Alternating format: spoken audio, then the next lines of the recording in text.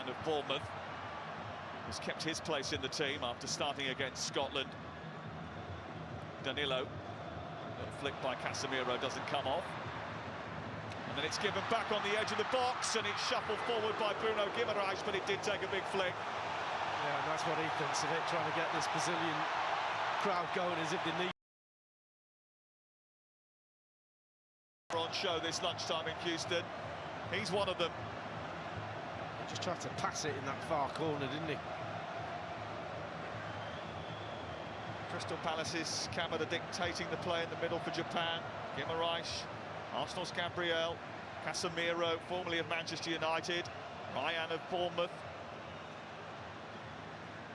Well-known faces. Suzuki is the Japanese goalkeeper, having to deal with this corner from Bruno Guimaraes, who will probably have wanted to do better with his delivery after 2 assists in the previous game.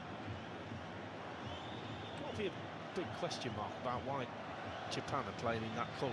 It's like an off yellow. It's a cream colour, but from this distance it looks very similar just at a glance to the Brazilian shirts. Well, I'd love to know the reasoning behind some of the kit changes of this World Cup, because we've had some very odd decisions made. I mean, Brazil and Haiti, when we were in Philadelphia with them, both played in their away kit, which was completely unnecessary. Ooh. One high up on this near side by Maida. And that could be a corner kick, but the referee has given a goal kick. Maida thought he'd won an opportunity for Japan, but they are fast and quick, and they'll do this to you. Yeah, Marquinhos getting a toe in. But he looks a bit sharp, doesn't he? Maida on this left-hand side. Japan have got tireless work rate under Moriyasu, tactical discipline, and they have recent history of beating Brazil. That's earned them a lot of fans around the globe. Here's Cunha tussling, but not getting the foul that he wanted from Kamada. I thought they were spot on then, the officials, both of them. The linesman was close, the referee was up play. Cunha threw himself to the ground.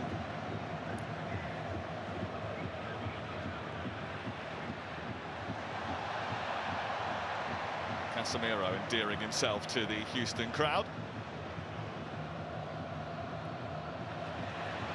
Now Vinicius Junior trying to get on it for the first time. Suzuki came and took complete charge. Yeah, it's probably the right thing to do as well. He's right on the edge of his line. If he goes to catch that, he might have gone over it. Good decision making. He was quick as well.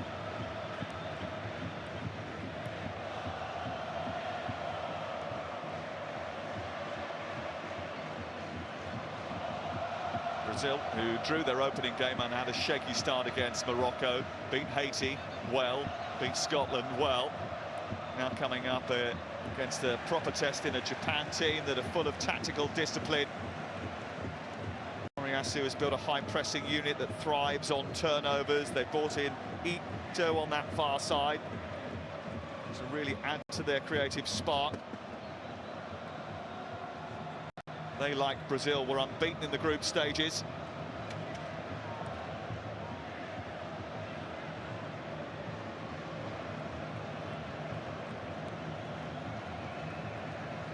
Just drop back into that 5 when they haven't got the ball, trying to not leave any gaps. And then one of them will step into midfield to help out. As far as the lack of legs in the midfield for Brazil, that'll only become apparent if Japanese can stretch this Brazilian team, and they've got to get the ball for that. Lift a few over the top, just stretch the game a little bit, create a few spaces in that midfield area. Sometimes they prefer not to have the ball, Japan, so that they can win it back and counter-attack very quickly. Here's Bruno Guimaraes trying to find Vinicius Junior. Away by Tomiyasu, formerly of Arsenal, now plying his trade at Ajax in the Eredivisie. Getting close to Vinicius Junior, one of the changes actually today for Japan. Brilliantly won in midfield by Sano, but the referee thought that there was a foul against him. Well, they're all over you, aren't they? Anyone within 5 yards, they just go and press the ball. Doesn't look like much of a foul to me.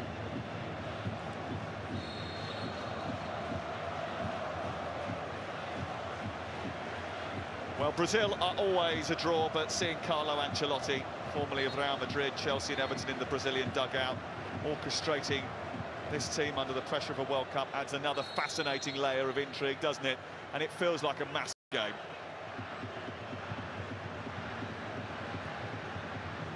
Deeper free kick, Suzuki is coming, and he's fumbled it. Got it at the second attempt under intense pressure from Gabriel. Tell you what, as a back four though, or back three as they are, you don't mind that. You don't mind your keeper. He's come way off his line, punched one out, and then he just shout early. He's come for that one and caught it on the second attempt, but it doesn't help you as a back four. You can hold a line knowing he's coming behind you. It's a good goalkeeper, pulled off two great saves in the game against Sweden. Late on in the match, there's Neymar. The old king, he is still around. Had a couple of minutes in the game against Scotland. It was a bit of a surprise that he was included, but by including him, any discussion about why he wasn't there was immediately quelled. It's probably a good PR move from Carlo Ancelotti, who's pretty canny when it comes to that. He's done it before, hasn't he?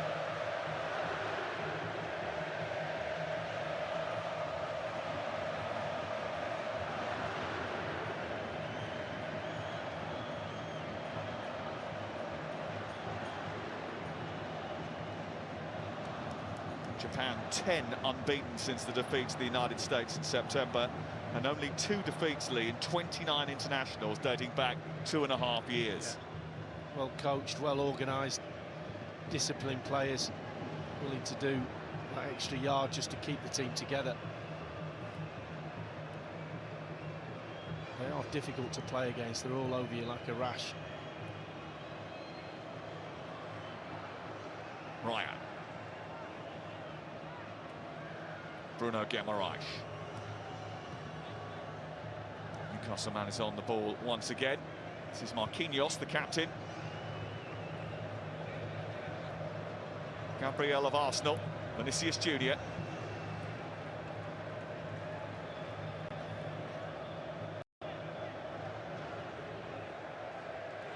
Japan in their shape, Brazil trying to disrupt it. Ryan with a crossfield ball. Santos back into Gabriel.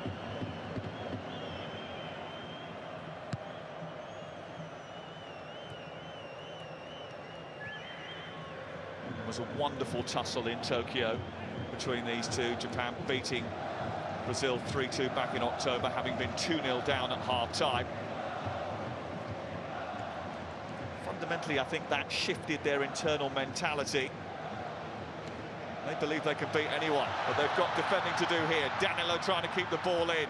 Lucas Paquetá trying to bring it down. Header by Doan. This is Bruno Guimaraes. Oh, he's always knocked out Paquetá. Right in the chops, it's still alive.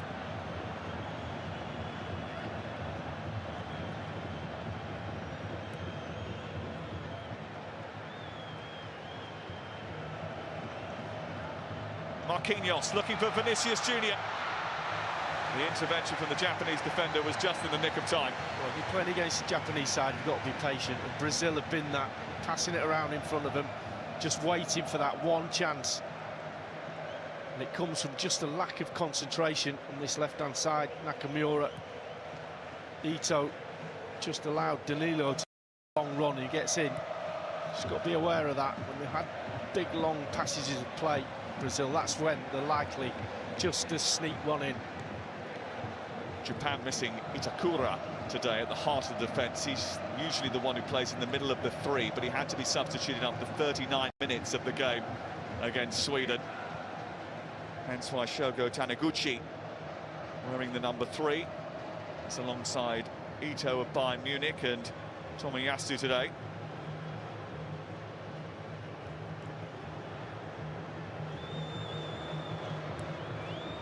Junya Ito. A little touch around the corner into midfield. Switch of play out to the left, and Nakamura's got it now. Lots running in the centre. Maida was coming in underneath it. It was headed away. Doan trying to cause problems for Paquetá.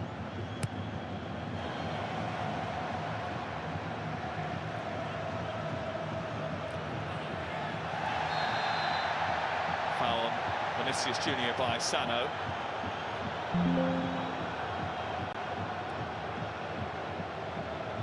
combative midfield player. Kashu Sano. He's getting a yellow card for his trouble. Yeah. Thanks to Vinicius Junior as well. I'm saying to the ref, give him a yellow. He's going for the ball. Play like that, the referees are always going to look at that. Intentionally stand on his foot, it'll hurt though. He really works hard as well. There's Sano did start the first 2 games, was rested in that 3rd group game. None of the yellow cards have been carried over into the knockout stages, which means everyone's on a clean slate. But he's going to have to be particularly careful now. It's interesting, he had a bit of passage of play then, Japanese team, just to see what this Brazilian team are made of defensively, their shape when they decide to press, etc. We haven't seen an awful lot in the game so far about that. Moving forward, going to have to be solid. Well, up until that period of possession, they've only had 30% of the ball, Japan.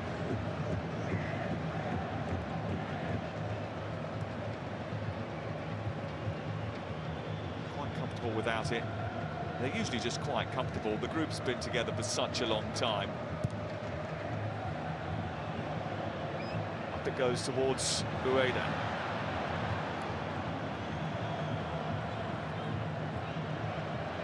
Casemiro, bit of room to decide where to place his pass. He finds Bruno Guimaraes, he finds Cunha, who strikes. Suzuki had to stop it because he wasn't 100% sure it wasn't sneaking in the corner. Well, that's what they've been looking for. They've not been able to get it, but Guimaraes taken it already. The corner. In it goes, comes back towards the edge of the area, and it was funneled forward over on that far side by Bruno Guimaraes, who was falling when he hit it. Yeah, the first one, he gets in that number 10 area. When he gets in there with time and space, he can pick a pass. And on that occasion, just a little bit behind him, ball laid to him. This is the Cunha chance, fed by Guimaraes from that 10 position. Was probably going wide, in fact it was going wide, but keeper taking no chances. Ito, switching away from Paquetá. Was he caught by Casemiro? He was. And Casemiro gets booked. That's the 2nd booking of the tournament for him. He's lucky the clean slate has come in. That might be just one of those moments. In and around the box, recovery runs don't quite get there.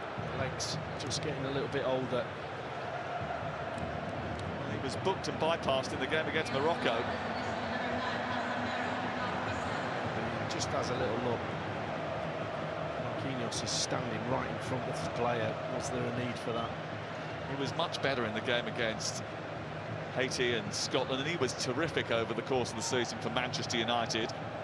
But he has given away a free kick here, which might spell danger.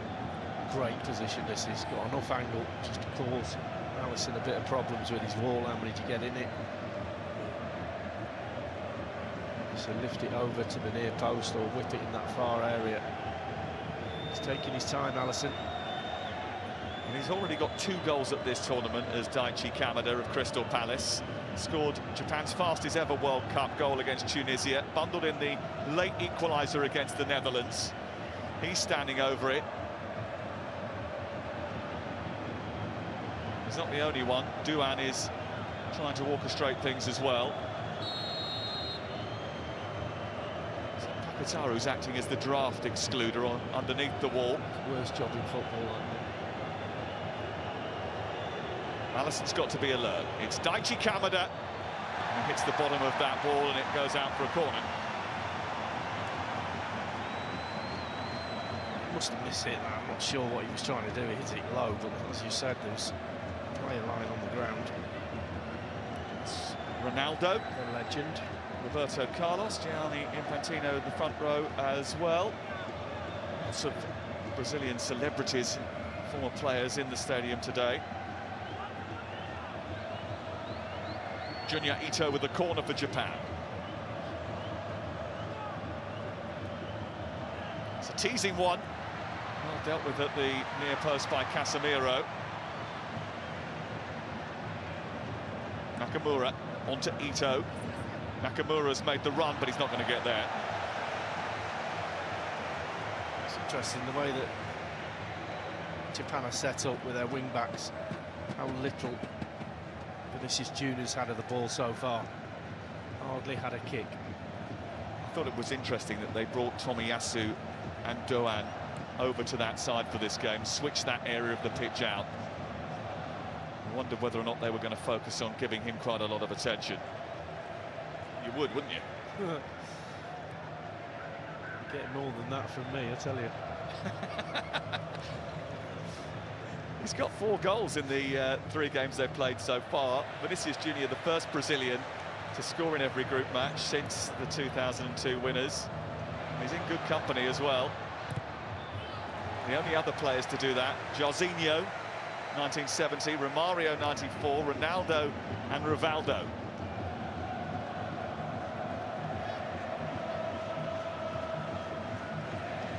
Yeah, I'd be giving him attention too.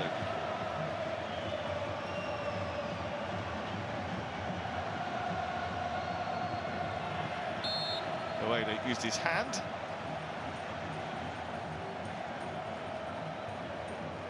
Junior Ito plays in Belgium for Genk. Got the 3rd against Tunisia, and he's a proper threat wherever he plays.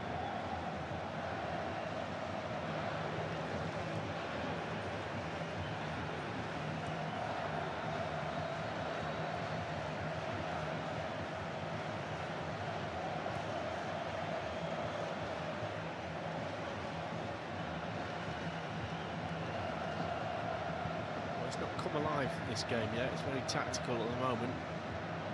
Just see the shape. 5-4-1 for Japan, trying to block those gaps.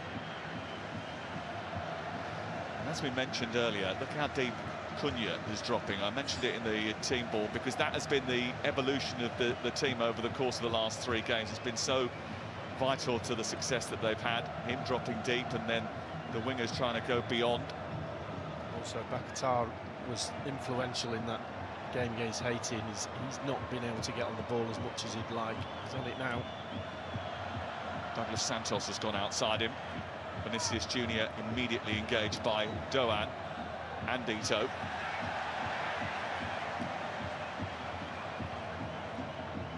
Just wondering who's the referee of this game. Is it the Italian in the middle with a whistle, or is it Vinicius Junior who's directing the traffic?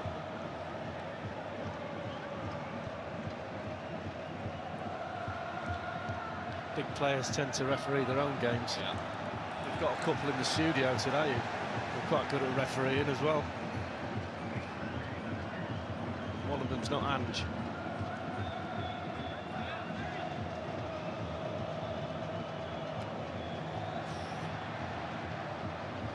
Sano dispossessed by Bruno Guimaraes, but manages to regain it quickly.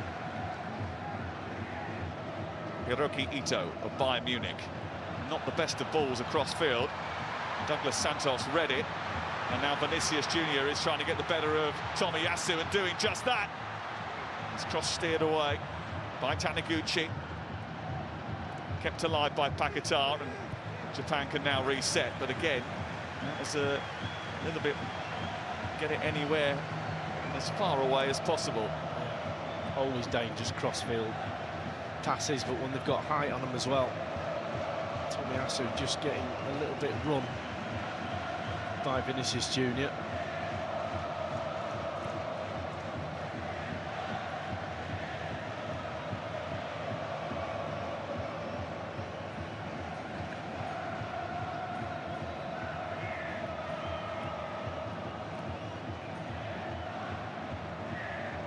Ancelotti has been demanding more speed. He noted an improvement in the grit since the opening 1-1 draw with Morocco. During the dismantlings of Haiti and Scotland, he thought they were better physically. However, he has explicitly demanded quicker ball movement in possession for the knockout stage. He said that's what's going to be required if they're going to unlock the door against teams as tactically well drilled as Japan.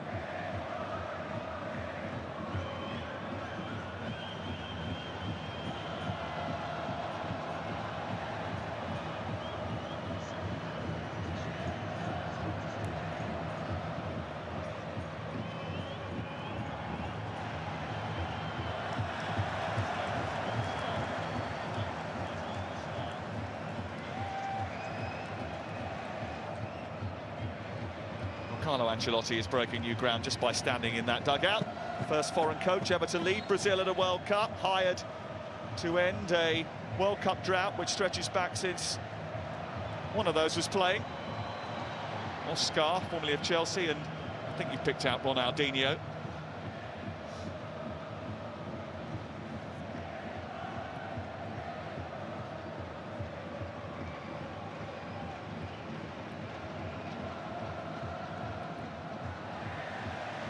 The difference when they get it in midfield, Brazil, in this game, is when they look up for the long ball, it's not on, because Japan have got a really good line. There's not a lot of grass behind them. There was huge amounts of grass behind Haiti's back line, so they could go short, but then they could just whip it into the space behind, and Vinicius Junior went into that space. Good turn by Cunha, who's trying to get round the outside. He thought he was caught there by Sano, who has to be incredibly careful. Referee's given a goal kick. Cunha a little bit disappointed. Ball's not past him, and he's kind of... I mean, it's a foul. He doesn't get him with that one, but the follow-through, it's a foul all day long. Momentum taking a player down. Sure that the referee... Well, he's a little bit fortunate, bearing in mind he's been booked as well. And Cunha not happy. Referee calls the hydration break, and it's time for me to tell you about your opportunity to win £75,000 and a trip to New York City for two to watch the FIFA World Cup final on the 19th of July. A single entry by text or online costs just £2.50 plus your standard rate messages for text. Entries close at 10 AM. On Monday the 6th of July, post close 12 PM. On Thursday the 9th of July, entrants must be 21 or over. Visit the website or scan the QR code which is on your screen now for full entry details. Let's go back to our studio in Brooklyn and find out what the guys have thought of the opening 23.5 minutes. Roy, Brazil have had plenty of the ball, but there's one particular example where what we talked about with Brazil, maybe the ageing legs in midfield, caught them out, maybe where Japan could profit. Yeah, and it wasn't necessarily a great play from Japan, just a couple of runners and forward passes, and people getting good attacking positions. And these, you look at it, three particular Brazilian midfielders, and to be fair, their strengths are in possession, but if you look at them, the three of them basically all in the wrong position. And then after that, compounding it then by making a rash decision. Casemiro obviously lunging in, he's on the outside looking back in. He should be facing onto these players.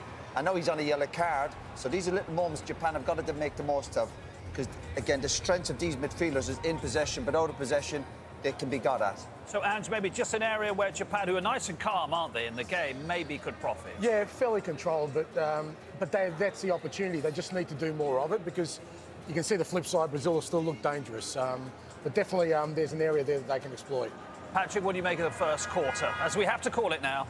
Yeah, I think Japan was quite really well organized with the 5-4-1, really disciplined. I didn't leave so much space between the line, and I find that it was quite really difficult for the Brazilian to play. But they have to keep moving the ball a little bit more quicker to try to create more chances. And as much as Japan are under lots of pressure, because they're going to go back to the three midfielders, when they do get possession, Japan, they're actually getting a recovery because they're not getting pressed in midfield. So that's their recovery. It's not as if they're playing against a top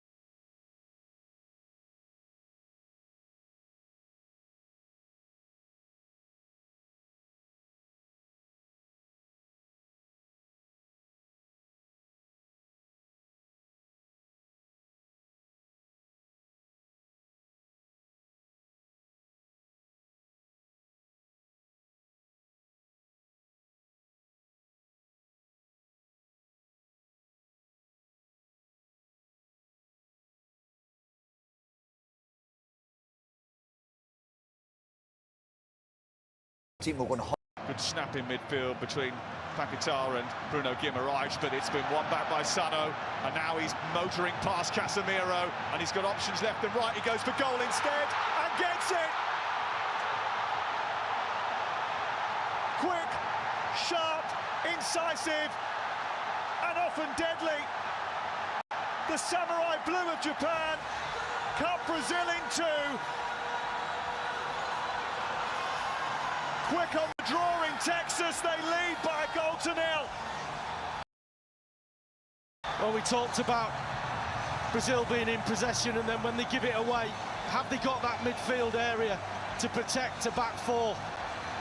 Danilo it is who gives the ball away. It's a terrible pass. Sano gets on it and he just keeps going. Opens himself up, runs into the grass in front of him. And when he hits the shot, you're just waiting for the net to ripple. There's the bad pass. There's the midfield coming to press. Casemiro, no legs. There's the ball in the corner of the net. That's Brazil in a nutshell. And that's Japan 1-0 up. His first ever international goal is a goal in a knockout game at the World Cup. No wonder he is smiling.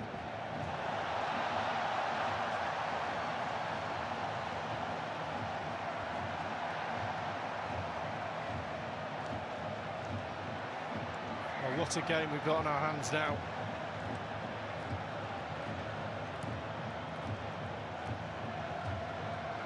And all of a sudden, Houston is stunned, because let's be clear, 80% of this stadium very much behind Brazil. There are a few big pockets of blue, and right now they can't quite believe what they're seeing. Let's just put into context that goal, how well he did, Sano, because he not only won it back, but he has the presence of mind to go, there's grass there, I'm going to run into it. And the shot is absolutely inch perfect, right in the corner, right along the ground, a difficult one. Went past legs, but the fact that it was so in the corner, Alisson stretching as far as he could. But the ball, the cross-field ball from Danilo, just set everything up for Japan. There's still work to be done, and didn't he do well?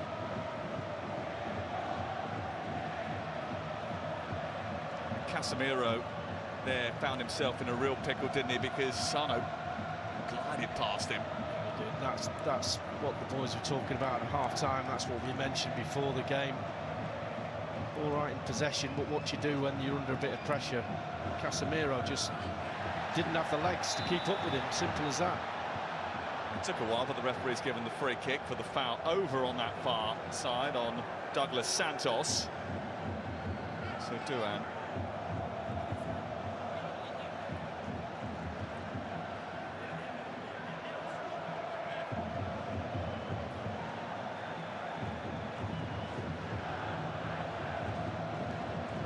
Decent angle here.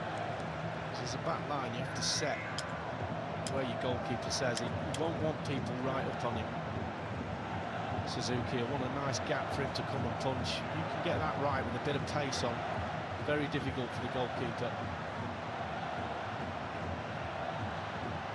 Qatar is standing over it.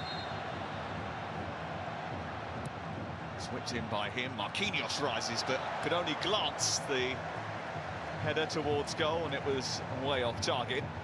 Just looking at Casemiro saying you put that in the wrong position. That's the shot. He gets his laces right through it, and it's imperfect. You can't save that. He's had a full dive at that, Alisson. It's one of the world's best goalkeepers.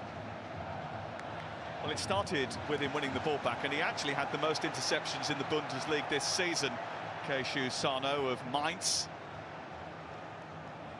From that interception, he went driving up the pitch and came up with the perfect finish, and Japan are now in the perfect position. But here is Bruno Guimaraes, just didn't quite get his pass to Cunha right. Vinicius Junior couldn't get behind him. It's noticeable around a few times you've said his name.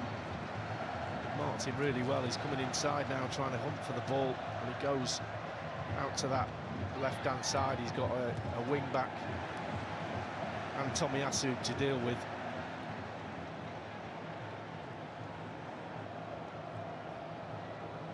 Well, Brazil have already come back from a deficit at this tournament. Morocco went in front against them.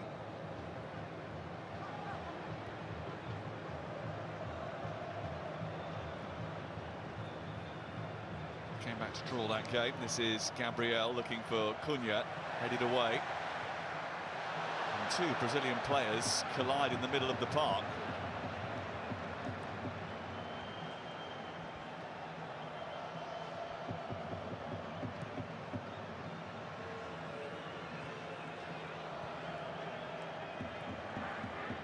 Marquinhos. Danilo's cross. A little bit haphazard with the defending. Helped wide to Vinicius Junior by Paquetá. And then back to Paquetá, well blocked by Sano. Still alive on that far side. Can Brazil conjure an opportunity here? Vinicius Junior. Douglas Santos immediately smothered by Ritsu Doan. And now Japan are on the charge again. They've given the ball away. Vinicius Junior is not going to get on the end of that. It wasn't the cleanest bit of defending, but it was effective in the end. This is the goal again. To see Casemiro struggling to get back.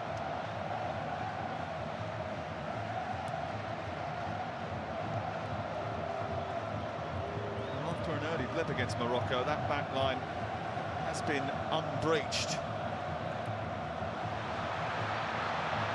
Gifted away by Japan to Bruno Guimaraes, to Matheus Cunha. Back to Vinicius Junior. Trying to find a route to go. Bruno Guimaraes is a bit short for him and immediately smothered by Doan.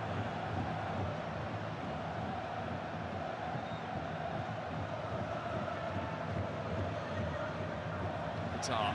Good header away by Tomiyasu. Brazil lose the ball and Japan need to relieve the pressure. Benito's done well enough to drag them up the pitch. Yeah, they put under it then for 3 or 4 minutes. Better from Brazil, but still, the closing down the Japanese team is exceptional. Every single one of them. Normally you find a weak link in a team somewhere in that department. Some of them don't want to work, but every single one of them is bought into this plan. Saw Carlo Ancelotti alongside Paul Clement, who has worked with us at ITV on Spanish football, but also has been in and around the Premier League, went to various jobs with Carlo Ancelotti, including Real Madrid and Chelsea. Very well thought of coach who has now, alongside his manager, got to come up with a way of getting Brazil back into this game.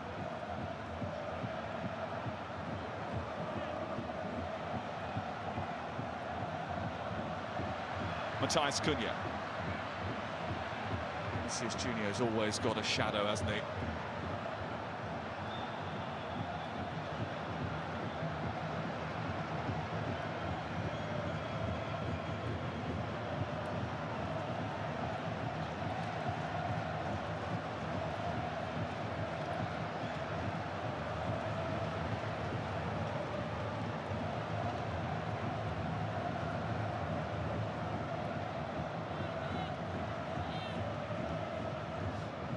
Gabriel.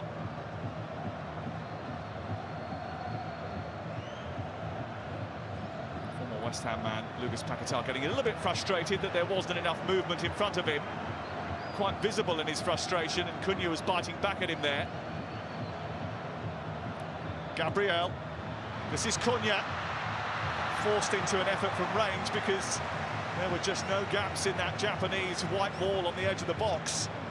Both wingers now, Vinicius Junior and Ryan, are inside forwards. Both of them coming inside, leaving that wide area free for the full-backs to come forward. What he's doing is just allowing Japan to drop into a 5, which they're more than happy to do.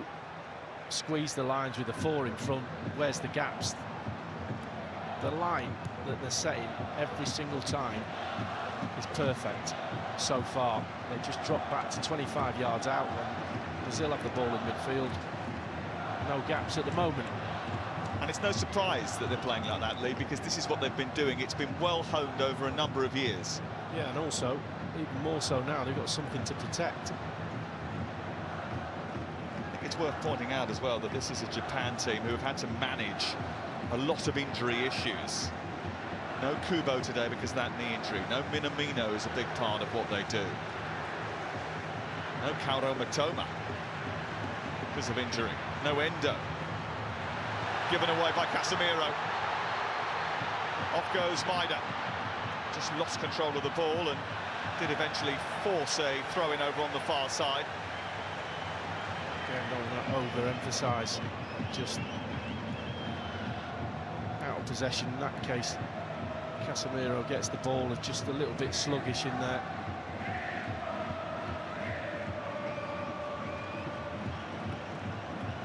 Can't afford to be sluggish around this lot, I tell you. If you were Carlo Ancelotti, would you be thinking about changing tact already?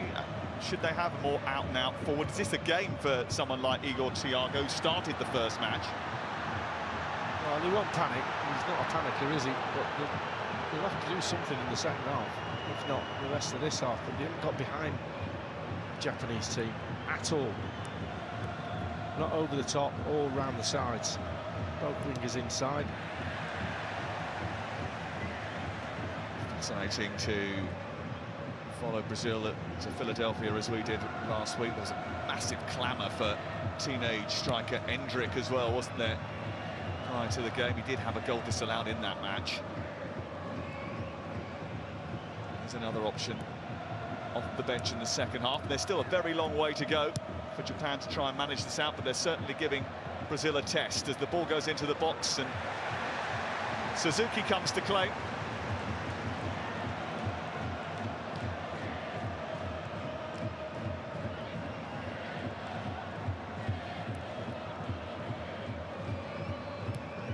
Normally when you play against wing-backs, if you've got 4-4-2 as a team playing against you, you get 2v1 down the sides, but because the wingers are going inside, the two full-backs are just coming up against the wing-backs.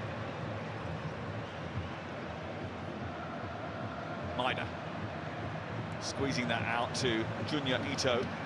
This is Ritsu Doan.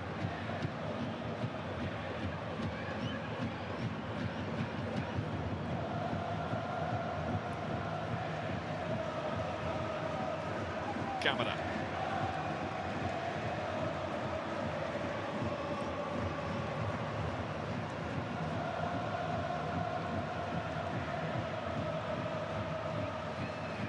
Tomiyasu, look at Ito making that run down that right-hand side, and for a moment there the Brazilian defence just were not set. Their line was in the wrong place, they were out of shape. If the ball had gone his way,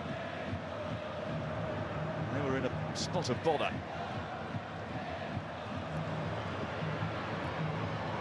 Doan.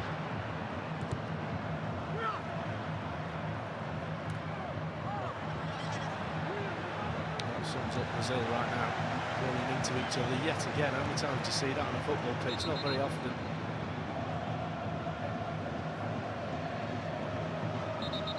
Casemiro involved in both of them. Well, he bumped into Paquetá. Now Cunha came into his orbit. Doan. Junya Ito. Looking to get the cross in, and Maida was coming in between Marquinhos and Danilo. Backing it goes towards the far post, and it's flicked away, and Doan just got out the way in time for it to go out for a Japanese throw. Bit of pressure from them right at the end of the first half. Yeah, really good ball. I would imagine there'll be changes at half-time. Carlo Ancelotti won't put up with this.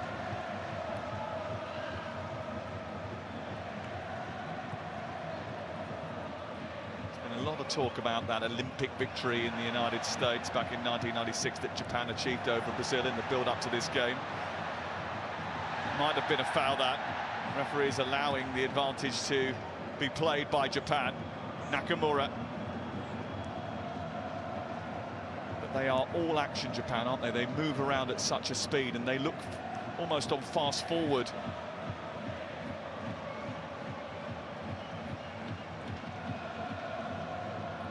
Goal scorer Sano. Back to Doan, looking for Nakamura. Just trying to thread the ball through an eye of the needle, but they've given it away again, Brazil. Only a brief respite from the pressure before Japan snatch possession back again.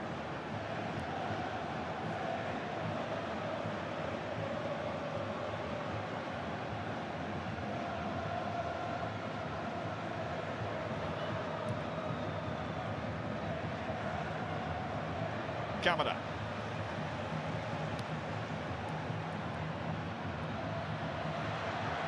Ito. And now maybe it's a chance for Brazil to spring and get away, but Kamada is not going to allow that to happen. It's a yellow card. He knew exactly what he was doing. If you take the exact opposite of the Japanese teams closing down, the exact opposite, that's what you get from Brazil. Without the ball, they are shocking. They really are. The centre of the pitch is just Japan's. They're just ruling it. They're not laying a glove on them.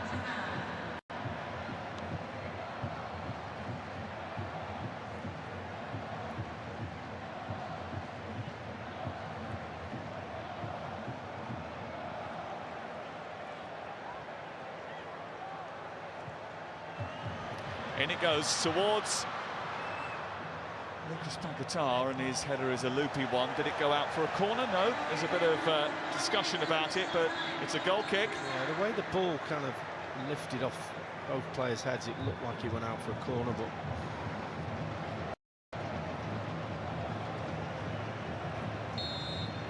looked like it might have flicked. Interesting to see what happens second half with the Brazil shape personnel and Japan, because both their central midfielders now, Sano and Kamada, have been booked in this first half. He's won it back again, Maida. Robbing Danilo this time. Kamada.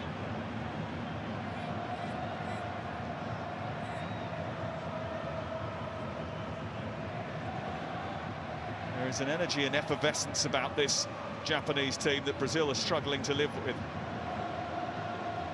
I'll be amazed if Casemiro comes out for the second half. He's a shadow of his former self, wandering around in that midfield and just getting bypassed every time the Japanese players get the ball. He's given the ball away 3 or 4 times, not under pressure. He's run into 2 of his own players. Just seems all out of sorts. It's Davide Ancelotti on the right of your picture, alongside his father Carlo Ancelotti, Paul Clement, the brains trust that have to come up with a way of turning the tide in this game.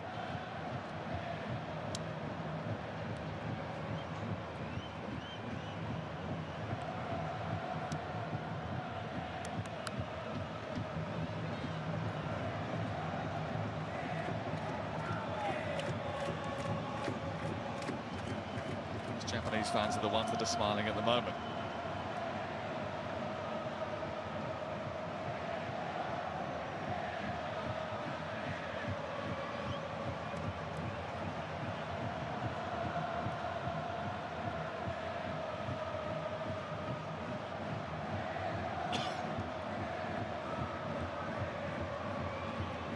Marquinhos. Brazil 8 shots, 2 on target, both of those from range. Japan 4 shots so far, just the 1 on target, but it was pretty accurate. And it's by that strike that the Japanese lead as we approach half-time in Houston. Paquetá smothered again, harassed at every turn.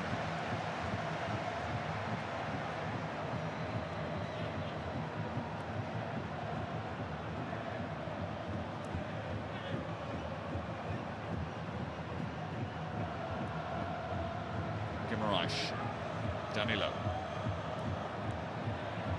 Marquinhos of PSG towards Cunha. Paquetá was the one who flicked it on. He's hurt himself again, Paquetá.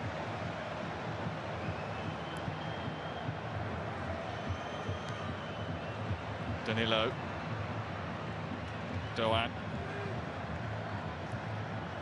I've given the ball away a couple of times playing out from the back, Japan, and that was a bit dicey, but they're off and running again here. Ueda trying to occupy Marquinhos, who was too wily to be done that time. Only just though, wasn't it? Got goal side of him. It's like a left leg injury now for Paquetá. Half time. Well, the reputation killers are at it again.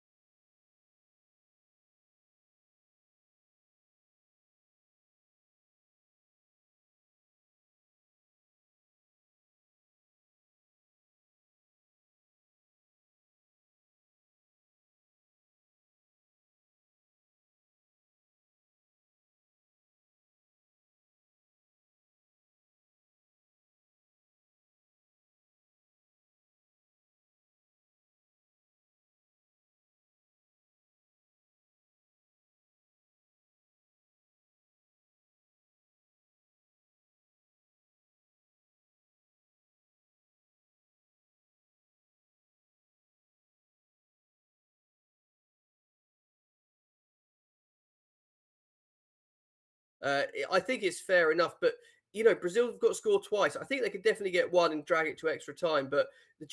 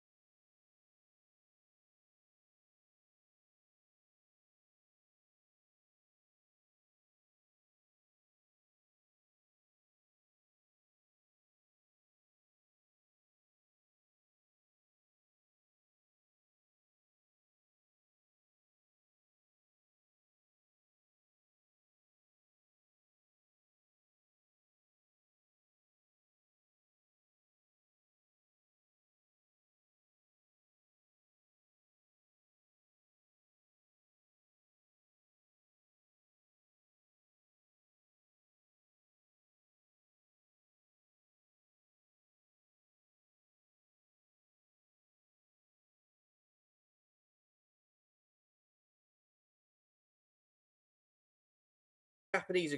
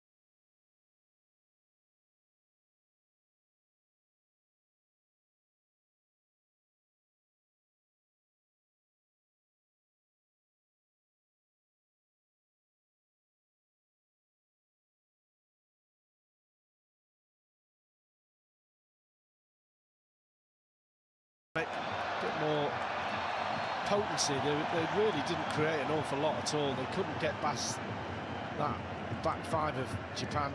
As I said, credit to Japan for the line they took and how they frustrated them, made them play in front, squeezed the lines, made it difficult, and the closing down was absolutely superb. Hendrick immediately onto the front foot for Brazil and trying to drive forward. Cunha, but Raya, this is what we love. another one of the teenagers. Vinicius Junior searching out that far post, and Hendrick was very quick off the mark, trying to put him under pressure. Straight from the start, a bit more dynamic. As soon as he gets the ball, he's running straight out of defence. They didn't see any of that in the first half. It's already a difference. Well, Ange's already mentioned it, and it is worth reminding our viewers that Japan have led in their last 2 World Cup knockout matches, but didn't advance on either occasion. They want today to be different. Ball deep into the penalty area. Doan almost got hold of it.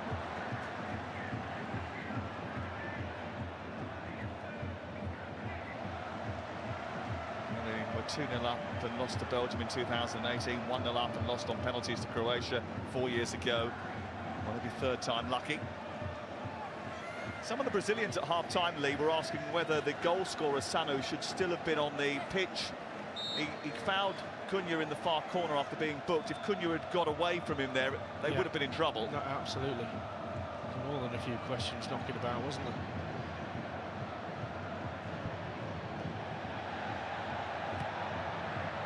It's brilliant from Doan. Must have been a push or a handball on halfway. When you see Brazil play a little bit different, as much as pushing their wingers down the wings. Ryan on one side and obviously Vinicius Junior on this near side to us. They're already wider than they were in all of that first half.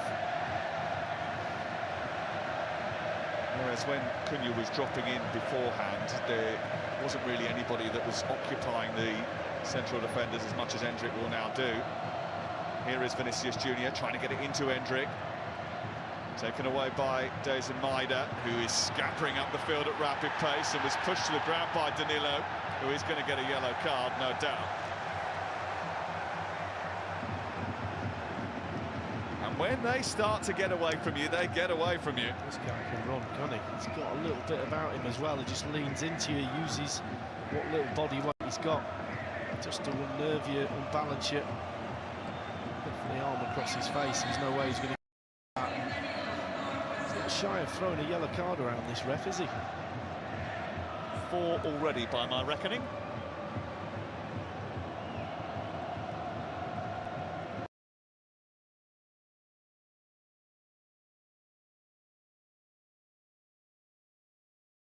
Casemiro and Danilo, 2 for both teams.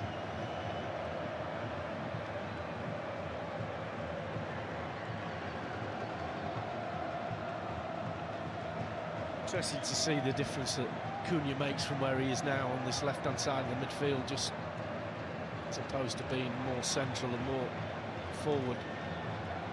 Because when he gets on the ball, he's normally a really good runner from deep with it. Pose a few more problems for Japan.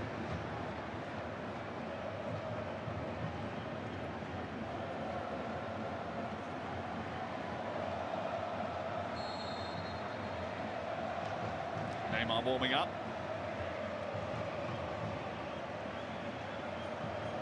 Fabinho down there, formerly of Liverpool as well. Ueda trying to shrug off Gabriel and bring the ball infield. Nakamura is dispossessed and Hendrick is off and running and trying to take advantage of a dislodged back line, but it's touched too heavy. Suzuki has it in his hands.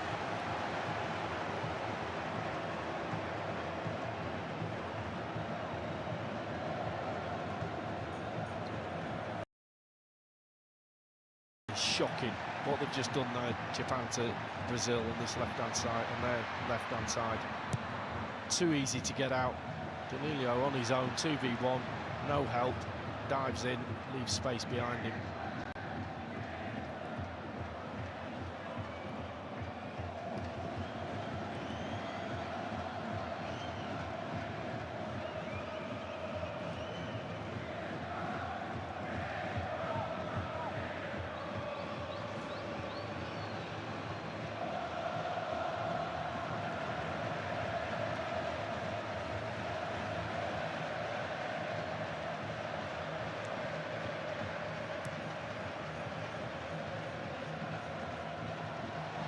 Rueda trying to get away from Bruno Guimaraes, who nudged him off the ball, used his physicality well and looks to spring Vinicius Junior, but well defended by Takehiro Tomiyasu. Japan back in position. Doan trying to hold up Vinicius Junior. Threaded that to Bruno Guimaraes.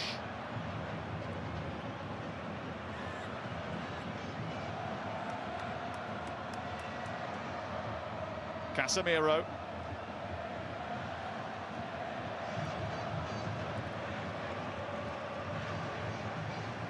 This is Gabriel. Looking at goalwards, heading away by Ito. 14 meetings between these two. Sided Brazil have dominated it across the years. The only previous World Cup meeting between them in 2006 in Germany. Japan took the lead in that game as well before Ronaldo equalised before half-time and inspired a Brazilian romp.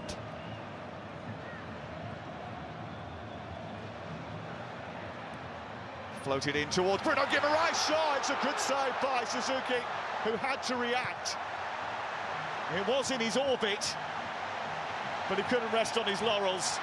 Well, he could head it absolutely anywhere in that goal, and he probably wouldn't have saved it as close as he was, but unfortunately for Brazil, and Guimaraes, a great little ball in from Danilo. He meets it perfect, but it's too close to the goalkeeper.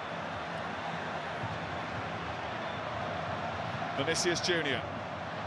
Maybe Brazil starting to knock at the door. Cross deep towards Vinicius Junior again. Might come to Douglas Santos here. It wasn't a great touch by Ito. Bruno Guimaraes, who was pulling the strings against Scotland, trying to spark a Brazilian revival. And it goes towards Cunha, hooked goalwards by Endrick. And anywhere will do for Japan right now. This is better from Brazil.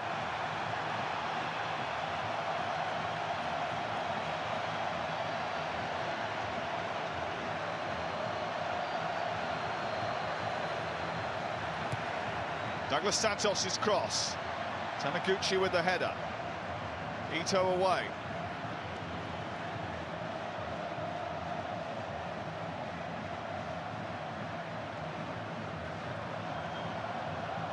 Ryan. Deep cross, and Suzuki was out of position. Somehow it stayed out. The Brazilians celebrate, they think it crossed the line. It didn't, and now the Japanese are on a rampage. Ito, men over at the far post. Nakamura. In it goes, it's a poor ball, and Kamada was screaming for it in the centre, and they haven't made the most of it. I don't know how someone hasn't scored in the last 30 seconds. Well, I think it's Casemiro gets the header on it. Thought Suzuki was going to come for it. It's hit Tomiyasu on the line, on his shoulder, on his arm, anything, just get it out of there. Didn't know too much about it. Keeper gets something on it as well. It bounces back to Tomiyasu, they clear it. Astonishing 6-yard box action.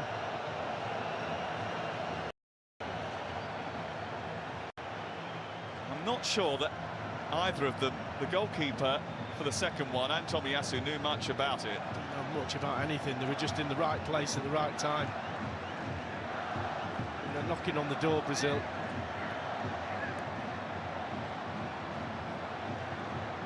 Casemiro. Ryan. Bruno Guimaraes. So Doan again trying to get it clear. There's no out ball at the moment.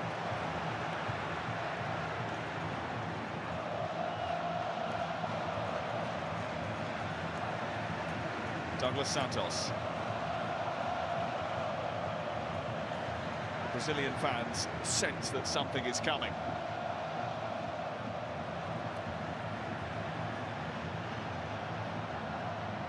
Ryan, decent looking cross, and maybe just a bit too high this time for Cunha. Vinicius Junior, Gabriel tries to lift that to the far post. Casemiro doesn't miss this time. Good job they didn't take him off. Brazil back in the hunt in Houston, and it's a goal that has been coming.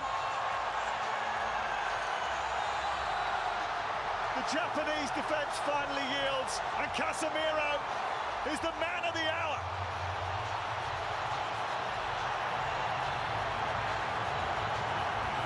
Well, that's probably why I'm sat up here with a microphone and Ancelotti's down there making all the big decisions, because it'd have been off for me.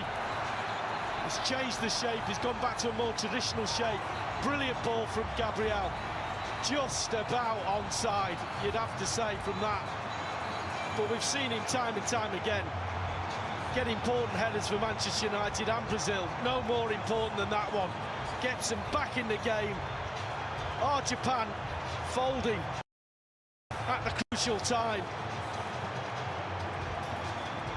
1-1.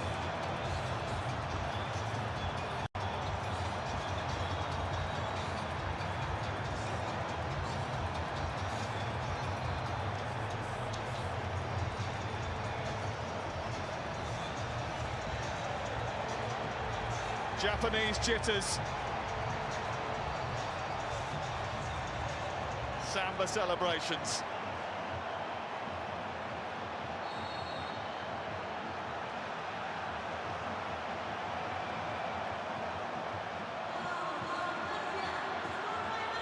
Well, it was never going to be 0-0 here, was it? Not in Houston. This place is where all the goals come. It's been a goal fest. The stadium that's seen more than anywhere else at the World Cup in 2026.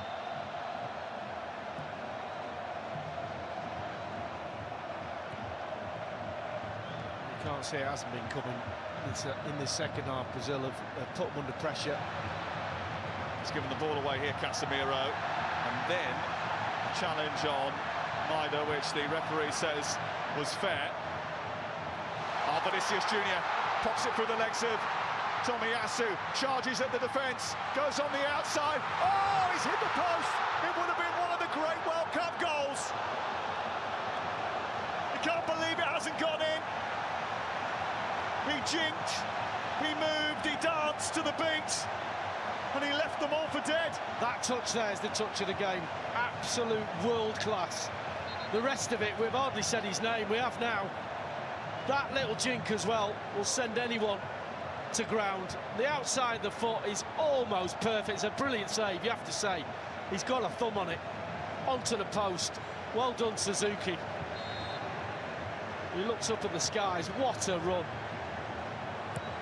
What a game we've got now.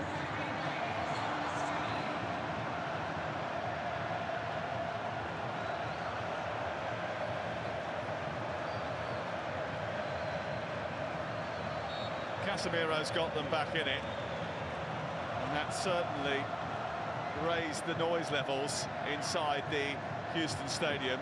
Vinicius Junior nearly took the roof off. Good use of the body by Ueda. Doan. Ueda got in the way of Ito. Brazil survive. Yeah, they've got to get back in the shape and not drop too deep. Their line was perfect in the first half. The second half, look how deep he is. Look how deep they are. He's on the 6-yard line. He's just onside, but they should be pushed up a little bit more. Give the keeper a chance to come off his line and punch that. He's headed it in from 3 yards. That can't be right.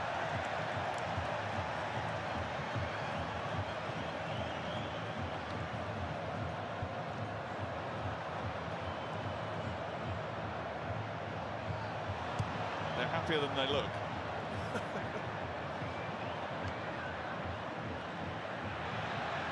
know how heavy that shirt weighs.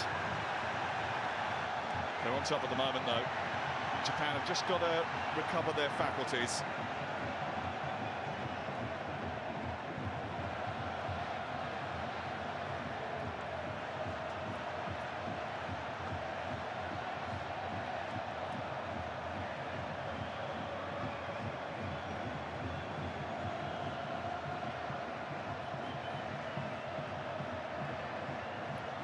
Remember, if it's all square, After 90 minutes, we will have extra time and possibly penalties. I give it to my feet.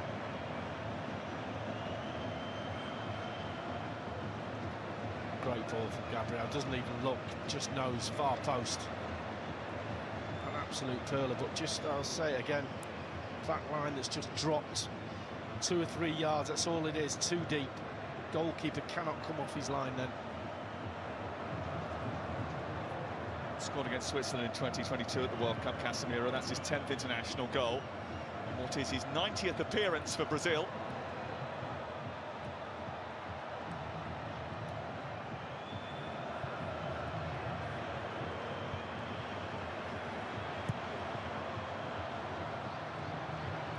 It goes towards Ueda, and Maida might get away here. Goalkeeper's got to come, and does. Just a touch took it away from Gaizan Maida. He's quick, not that quick, just ran away from him, didn't he? Sure, Marquinhos knew he was there. Maida, who scored the goal that effectively got them through to the knockout stages. This is so quick and sharp and over on that far side.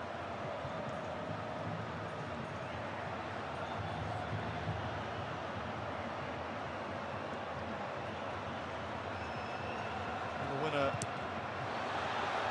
Pressure once again, Maida putting serious squeeze on Alisson, and he almost gave it away. A bit of a wobble in the first game against Morocco, but then came up with 2 good saves at the end. Did miss the last few months of the season at Liverpool, didn't he?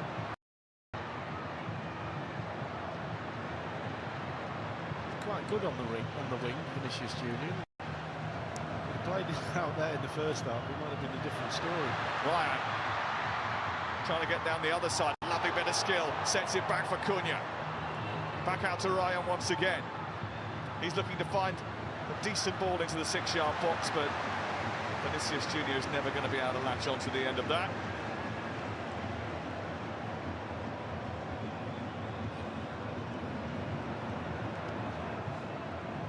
Ryan, who only just joined Bournemouth recently, but he's got a hefty buyout clause in his contract, so we understand.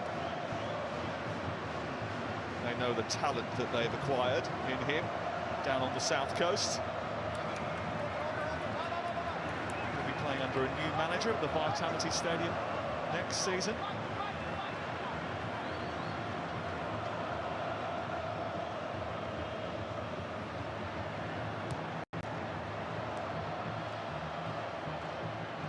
It's brilliant from Maida again, and he sent Ueda away.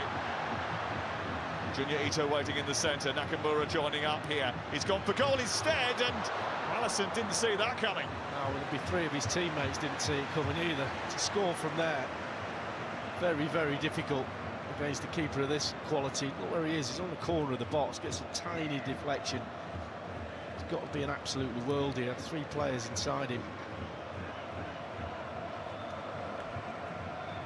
Joshi Suzuki is about to come on to help out the defence for Japan.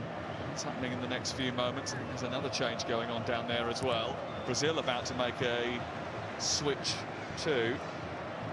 Gabriel Martinelli, I can see, warming up. I think he's getting stripped to come on before Neymar.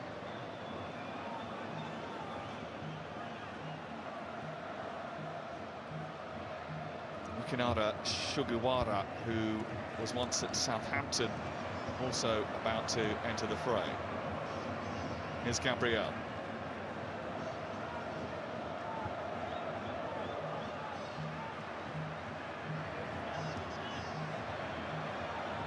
I would have thought about going and meet that ball, but Ryan takes over for Brazil. This is Gabriel.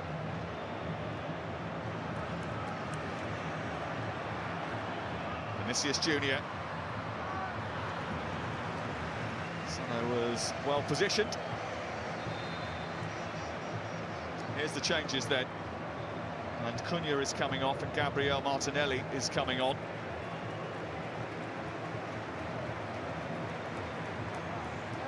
An Arsenal man.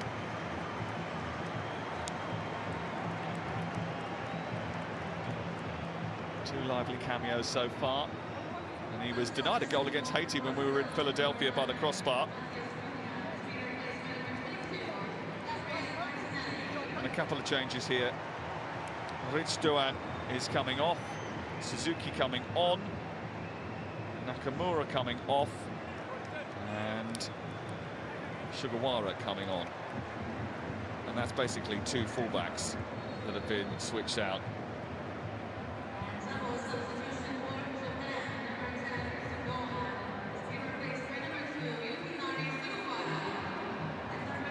Suzuki will go out on that far side and try and nullify Ryan. Sugawara's got to try and use his fresh legs to quell Vinicius Junior.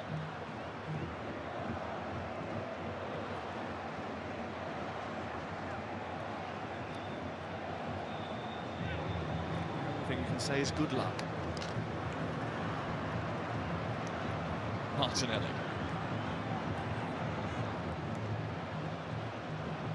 Danilo. Ryan looking to test Suzuki for the first time.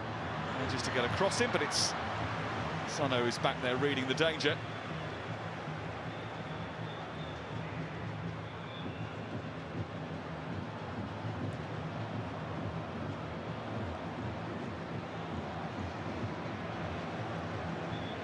Much more rhythm about Brazil in the second half.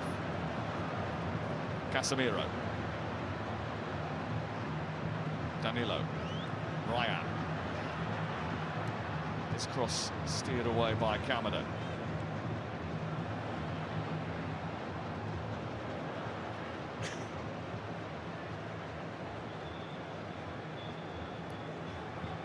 Both these two teams know what is at stake here for Brazil.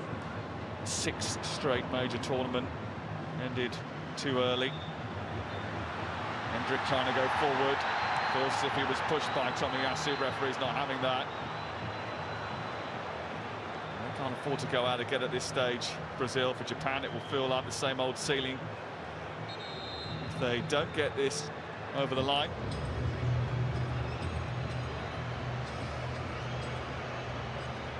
It felt like it was an arm in the back, but the referee's not having anything of it.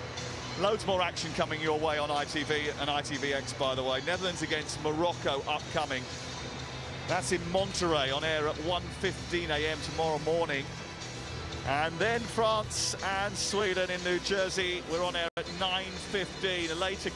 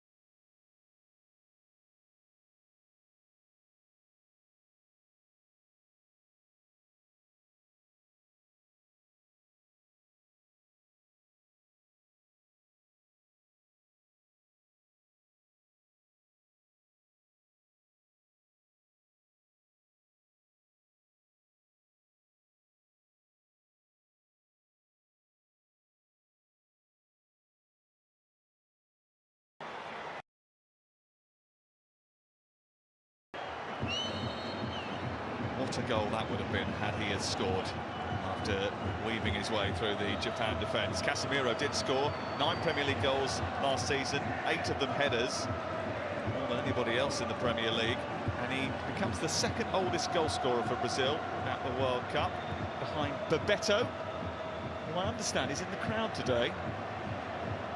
Footballer turned politician.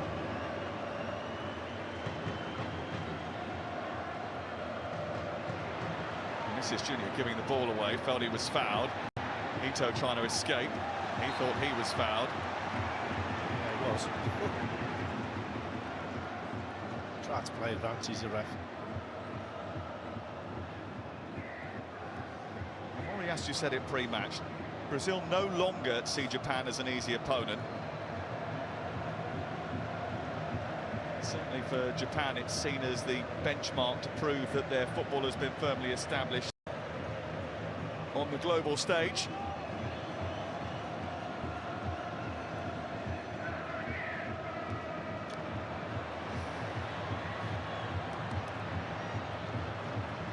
When they do get into advanced positions, they haven't really taken care of the ball in the second half as well as they might. A bit ragged.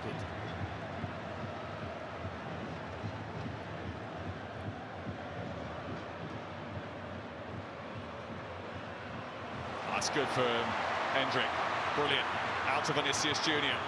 Trying to weave his way into the box again and couldn't steer it through to Ryan. You could see what he was trying to do. Bend it with the outside of his boot into the path of the Bournemouth man. Hendrick wanted it back. Made a great run. Pass out to this left-hand side, and Vinicius Junior had one thing. Cannot do with somebody to get a shot away.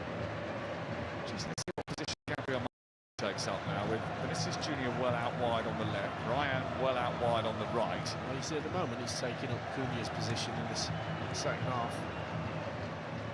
It's not a normal position we see him in. Vinicius Junior. Gabriel, another one of those crosses. It's another good one! Came off the back of the defender after Ryan had got there. Well, you can see him couldn't wait to get the ball, could he? Try and repeat his first cross. It's not far off either.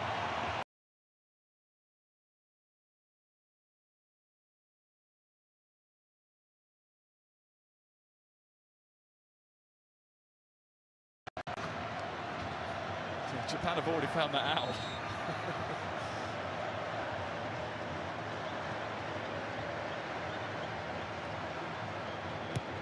Low one this time, steered away by Junior Ito. Done a few of them, haven't you?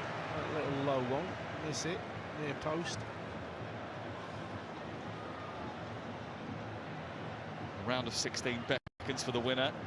And the tie will be in New York, New Jersey on the 5th of July against either the Ivory Coast or Norway.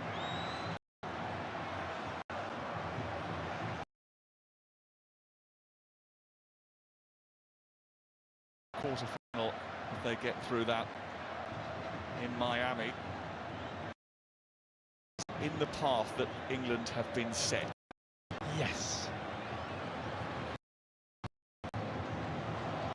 Gabriel, you're excited about it, aren't you? Yes. That's the echoes of 2000. Looking to put right that wrong. Might feel like a tantalising project, but both teams have got to show improvement if they're going to get to that stage. Fingers crossed, it all bears fruit. You know, the Japanese still might have something to say about all that within the next 15 minutes. Yeah, they're not out of this by any stretch.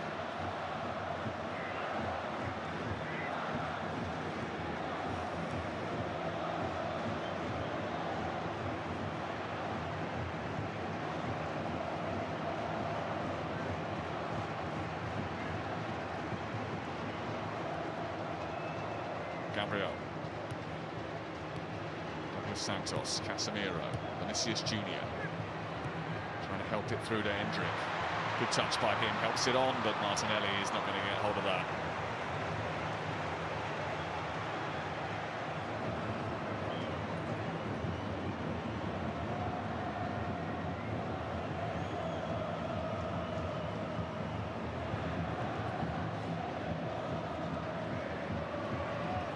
Treviso has been full of energy and industry on this near side.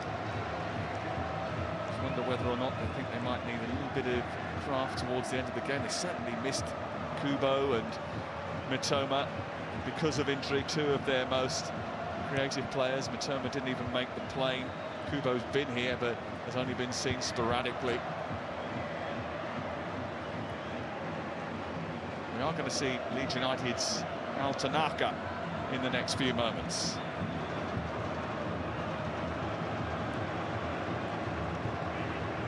Martinelli. Chance for Douglas Santos to cross. Now only as far as Martinelli, who tried the ambitious volley. No sweat for Suzuki. Yeah, worth a go. But not with a body shape like that.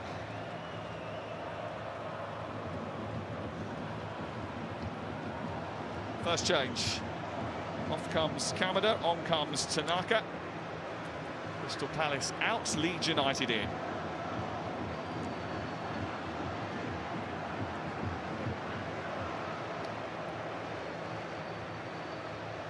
Shuto Machino of Borussia Mönchengladbach enters the fray. He replaces Junya Ito.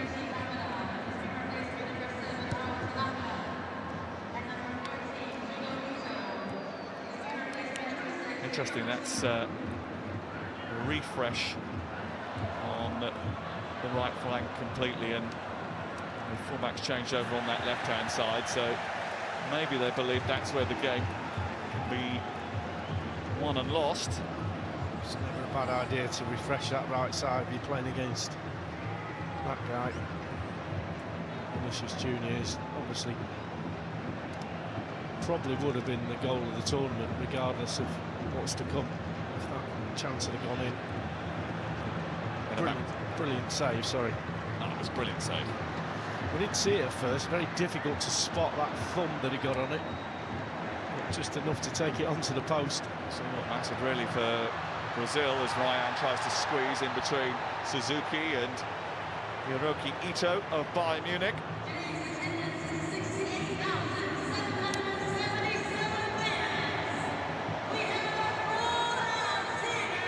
$68,000 in Houston. Machino's come on this right-hand side, by the way, wearing number 6. Wasn't supposed to be in the squad. He was the man who was called up after Wataru Endo was sent back to Liverpool because of injury.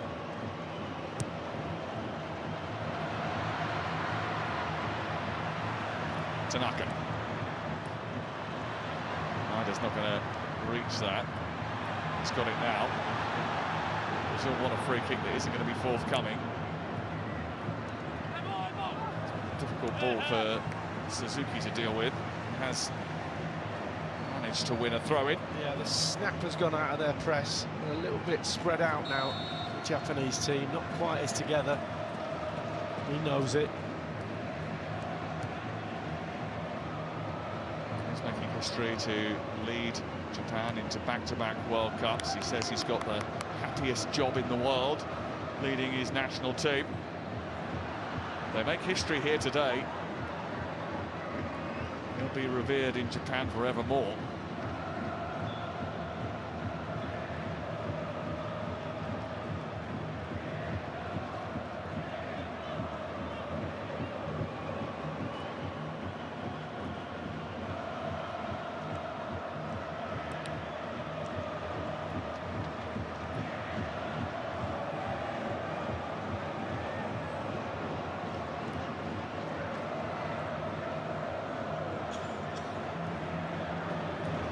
This is Vinicius Junior.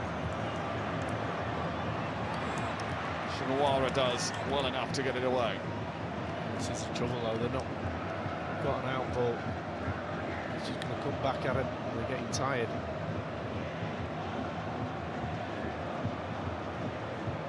Do have Nijmegen Zagawa on the bench. He came off the bench twice already in the group stages. Otto, plays in Belgium, had a late cameo. Here's Vinicius Junior trying to get the better of Sugawara again. He does well. Comes back to Douglas Santos. There's just no way out for Japan at the moment. It's wave after wave of Brazilian pressure without testing Suzuki too much. Certainly tiring out the legs of the Japanese.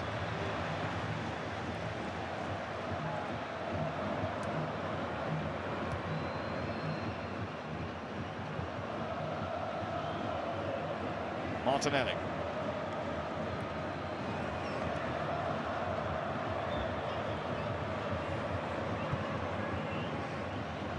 Vinicius Junior. Danilo being marshalled by Suzuki.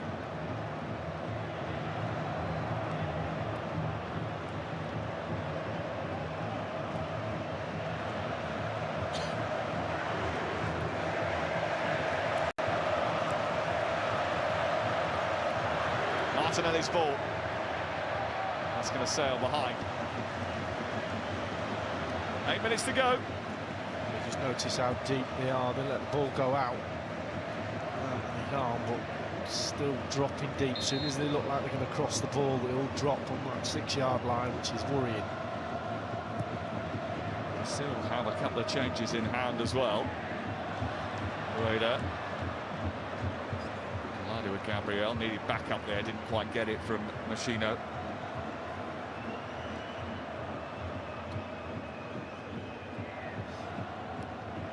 Japan not the only ones that have slowed after what was a blistering start from Brazil since the hydration break. They've had a lot of the ball, had a bit of pressure in opposition territory, but haven't really found that same zip and rhythm as they did right at the beginning of the first half.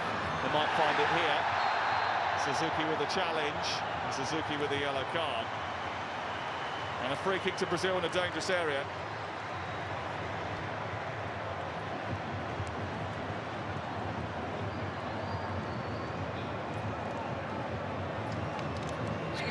Saying to the ref he got someone on the ball, he clearly didn't.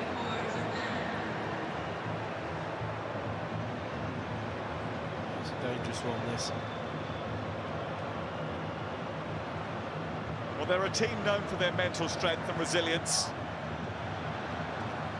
Japan are going to show just exactly how much resolve they've got. Gabriel was part of that 3 on the ball, mainly for instructions or giving instructions where he wants it. You know how many goals, how strong he is from these set pieces. He is the aerial threat.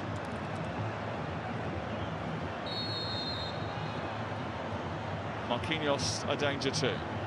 Casemiro makes a dart to the far post. They go towards that near post instead, and Hendricks' flick, I think, took a little knock and went behind for a corner.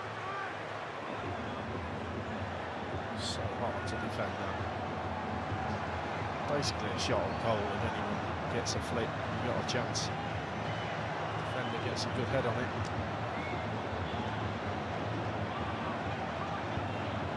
She's been taken off the corners now.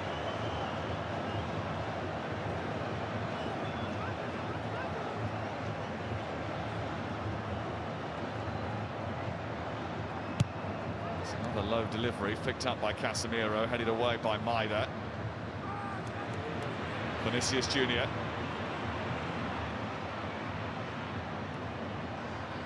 Guimaraes controls it with the outside of his boot, floats it into touch, and it's going to be a goal kick. So now he's down. He's got something in the face there, I think.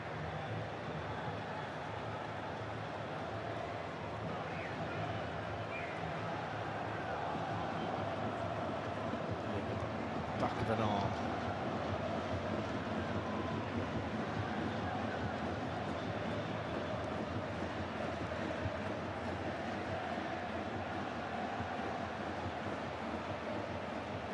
Referee's just left him down there.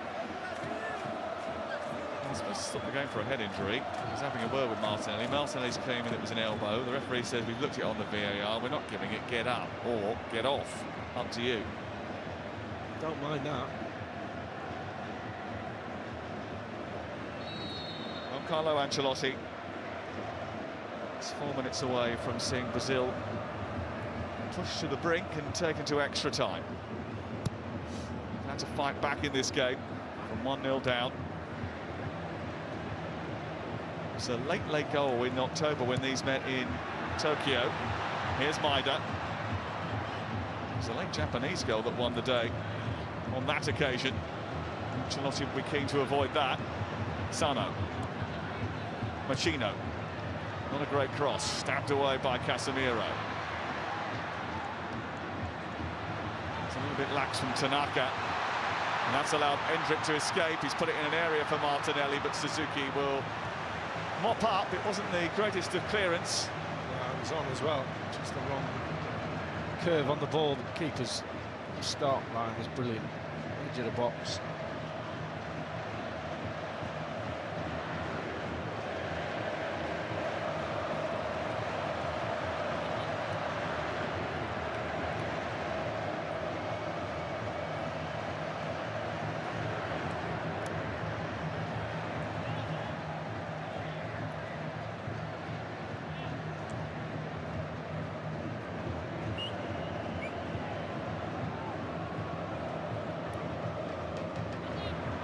Vinicius Junior.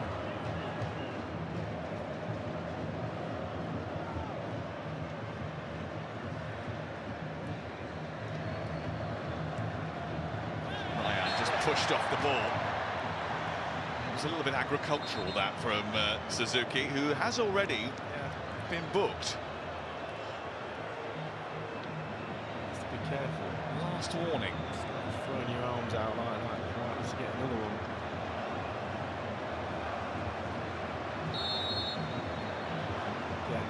Try and keep your line high. In it goes. Suzuki comes and claims. Just about gets it to the edge of the box.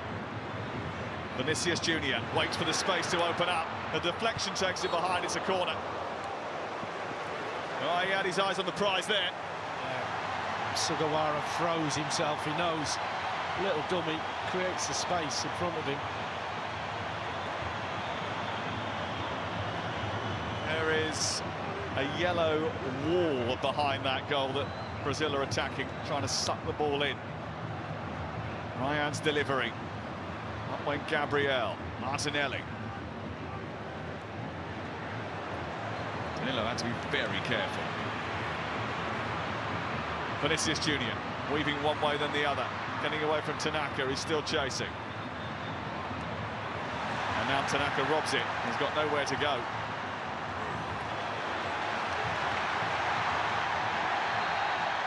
Junior wins the free kick. I think Tanaka will be too disappointed with that, because he had to get the ball as far away as possible and give a chance for the defence to reset, and he did that.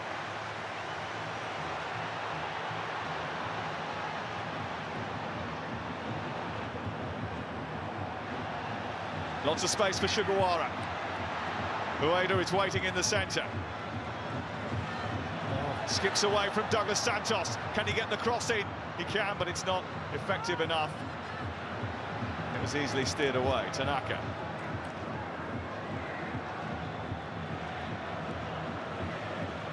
Suzuki. 3 to aim at in the centre. Tries to steer it through the 6-yard box. That's meat and drink to Marquinhos.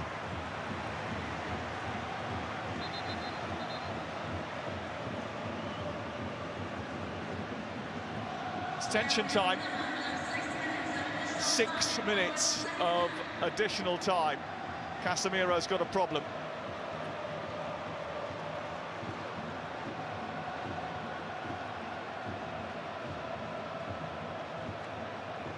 Doesn't look like he's going to be able to continue, so we'll see Fabinho, I think.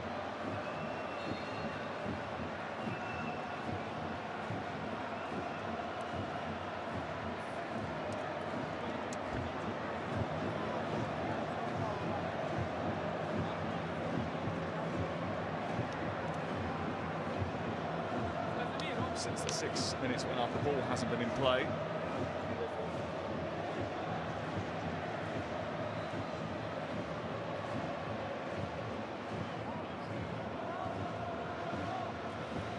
Moriyasu Just trying to organise his team and make sure that they're ready for the possibility of extra time. It's interesting to see father and son on the bench, Carlo Ancelotti and Davide Ancelotti. Davide now at that age where I think he feels that he can tell his dad what to do. It happens, doesn't it, eventually? Yeah, even with Ancelotti.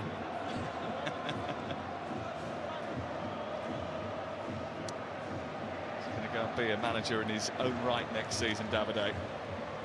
Good luck to him.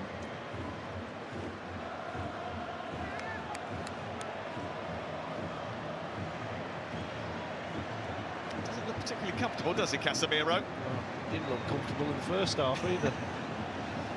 He's got his side back in this though with a really typical header.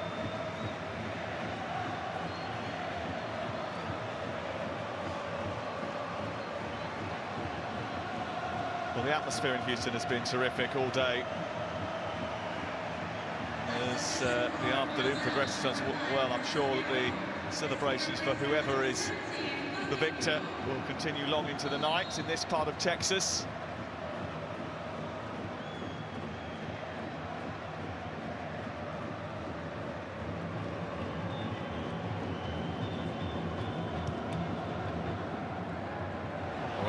Almost got the better of Gabriel, but Marquinhos was there to mop up. So I think we can set our watches for 6 minutes from now. Endrick looking to escape. He's got Martinelli in the centre. Quickly Japan get back to try and shut him down. Endrick trying to get the cross in. It's excellent work by Shogo Taniguchi. He was high on the ball. Did really well there. It's not so easy to get sucked into those little movements. Player of his ability just gets you off balance, you stick your foot in, it goes down, penalty. It is on a knife edge now. Probably going to end up playing 98, 99 minutes here. And then extra time.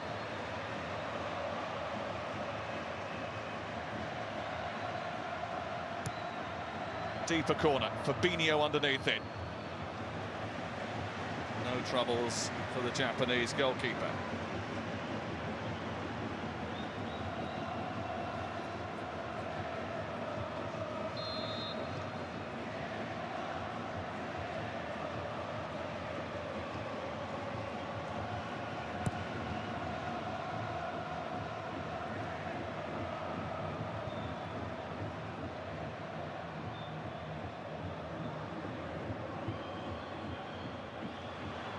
Guimaraes.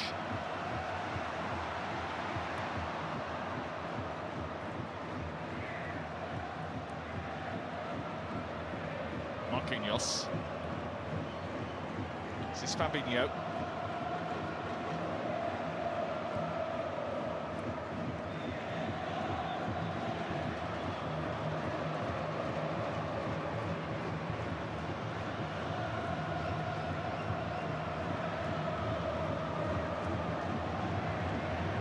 Japan without the ball, looking to hold Brazil at arm's length, just waiting for that one chance, possibly on the counter-attack, the turnover. Brazil desperate to get the job done, to pierce this stubborn back line of Japan. Remember, they're 10 games unbeaten. Chance to come forward for Danilo. This is Endrick. He is robbed by Tanaka. He's given the ball back to Ryan. And now Bruno Guimaraes looking for room, finding Martinelli!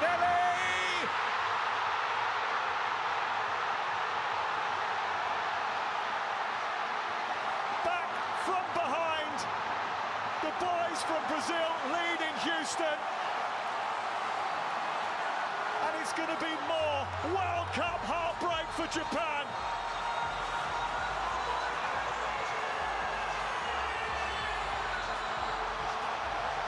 It's a goal of Brazilian beauty, and Japan are going to be jettisoned again at the first knockout stage.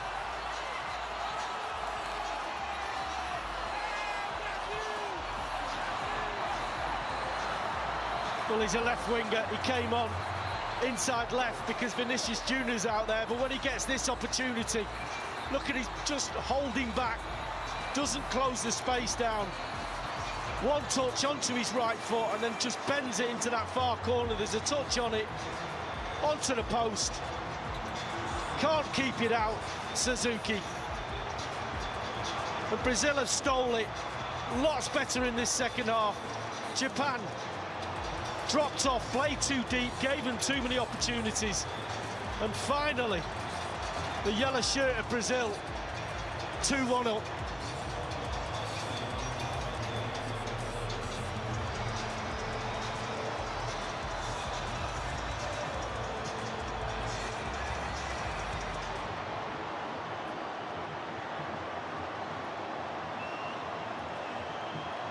The dark horses have been bucked out of the saddle again.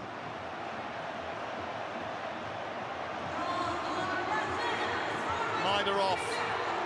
Ugawa is on. The last throw of the dice for a team that know that the game almost certainly is up. Suzuki got a hand to Vinicius Junior's shot, hit the post and came back out, but this time he got a hand to it, it hit the post, it bounced agonisingly into the goal. And I think Ange Postecoglou said during one of the breaks in play here that there was no way that they could keep the hounding, the harassing, the pressing tempo up for the whole match. And as they dropped deeper, invited pressure, you always knew Brazil were going to get a chance. But it's just happened in heartbreaking fashion for the Japanese. Well, it's very difficult when you see that clock ticking down to not think when you're the underdog, we'll just play them another half an hour. We'll keep them out, we'll go to penalties. But when you're playing the top teams, they never give up. He's always got that quality on the pitch. Martinelli with his fresh legs, just in the right place at the right time. His first touch sets himself up. It comes to him, he just opens himself up, puts it on his right, and then passes it into that far corner. The hand wasn't strong enough. You have to feel for the Japanese team, you really do. They lost to Turkey in 2002, 1-0 in the knockout stage. Lost to Paraguay in a penalty shootout in 2010 after a 0-0 draw. They lost to Belgium 3-2 after initially taking the lead. They were 2-0 up in that game. They lost to Croatia in a penalty shootout after a 1-1 draw. They were 1-0 up here. Not anymore. No, and this pass from Guimaraes is brilliant. He could shoot, he doesn't. He waits till the closing down comes and that space opens up. And the rest is Martinelli's.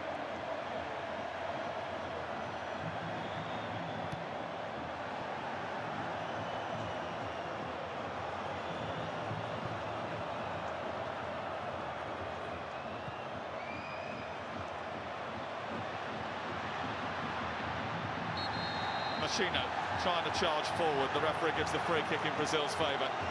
Played 9 minutes of added time now. That's what you get from an experienced defender. Marquinhos, 32. A little bit of a nudge in the back. Down you go. Just to get rid of a bit more time. Brazil looking as if they're going to sidestep the possibility of an embarrassing exit. It's not as easy as he said it was going to be, that's for sure. Tell you what, that goal's not as easy as it looks. Well, Martinelli made it. The first touch sets it up. If he has a bad touch there, the defender clears the ball. It's a terrific moment of class from Bruno Guimaraes and then from Martinelli. And you know what, on the balance of the second half, they deserve to be in front. Yeah, absolutely. They always seem to find a way.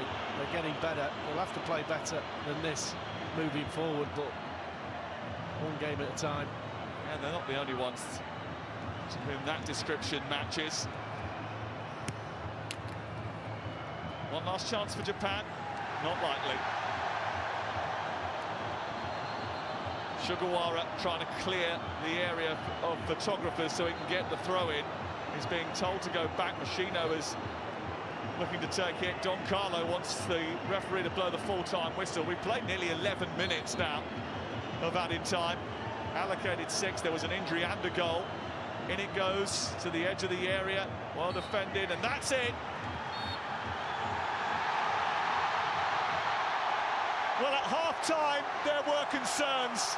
But Houston, there is absolutely no problem for Don Carlo and the Seleção. And Ancelotti's men ride out of the Lone Star State with their Tokyo revenge suite. Clinical, and still with the possibility of a stick star on the horizon. Japan gave them a fright and a fight, but the 5 times champions hold their nerve, and Lee Dixon, they're marching into the last 16 in New York. Yeah, absolutely. A really, really quality game. First half, Japan get in the lead, really took it to the Brazilians. Were resolute, but just felt in the second half they had to play better, Brazil, and they did. Martinelli comes on and you're asking the question, where's he going to play? I'm just going to play left side of midfield. I'm going to pop up on the left side of the penalty area, just where he likes to be. Onto that right foot, and the rest is history. But fair play to Japan, they played their part. Sadness now, but they'll look back on this with pride. And Brazil march on. Well, for many people, Japan were the dark horses, but their race is run. The first knockout hurdle again strikes for them.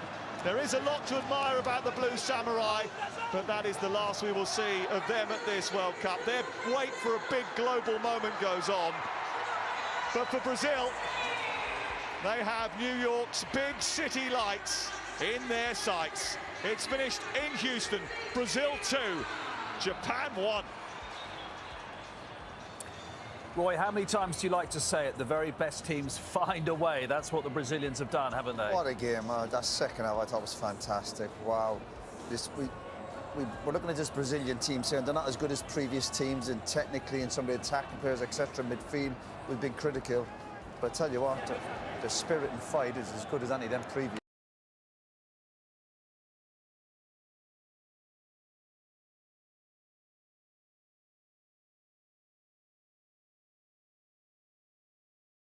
At the end, the composure, I love that. That's why it's the best game in the world. It's hard to please me, but I love watching.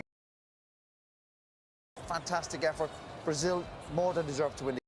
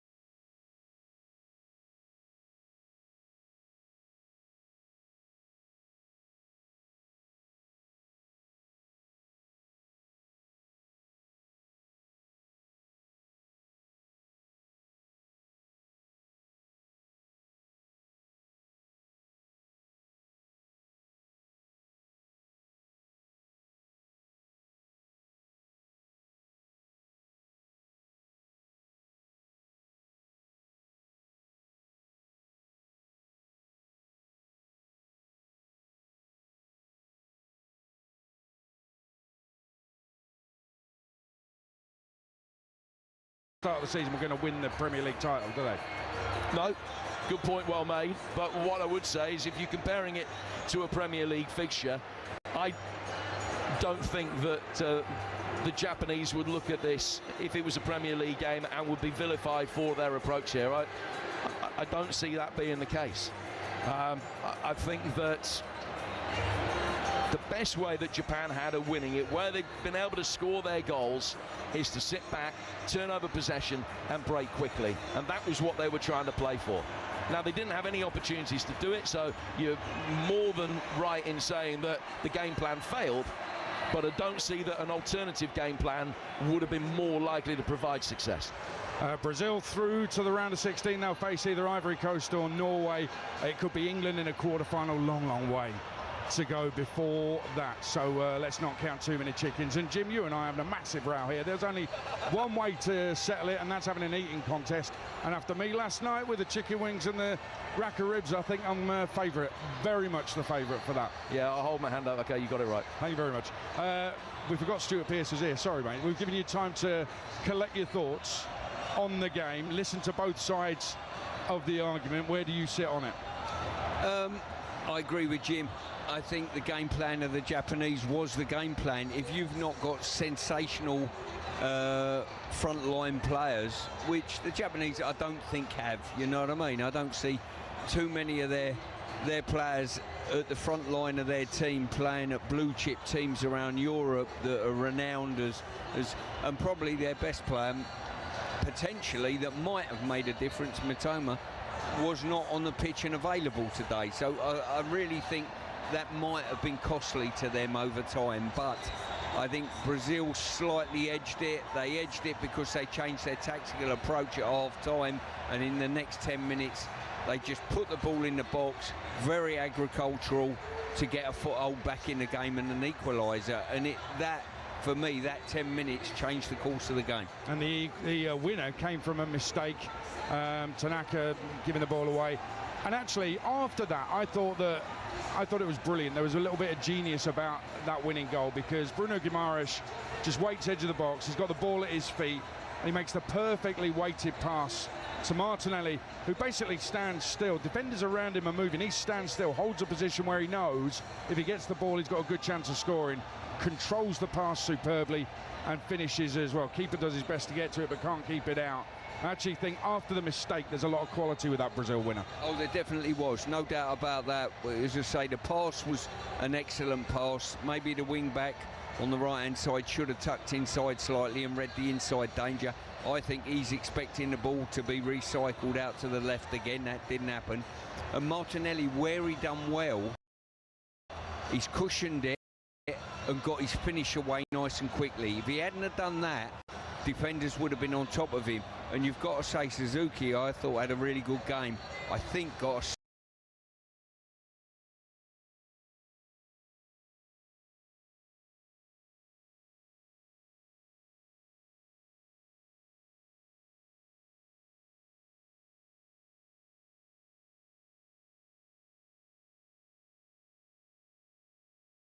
Nah, it was really good, man. We were out doing horse riding in Malibu.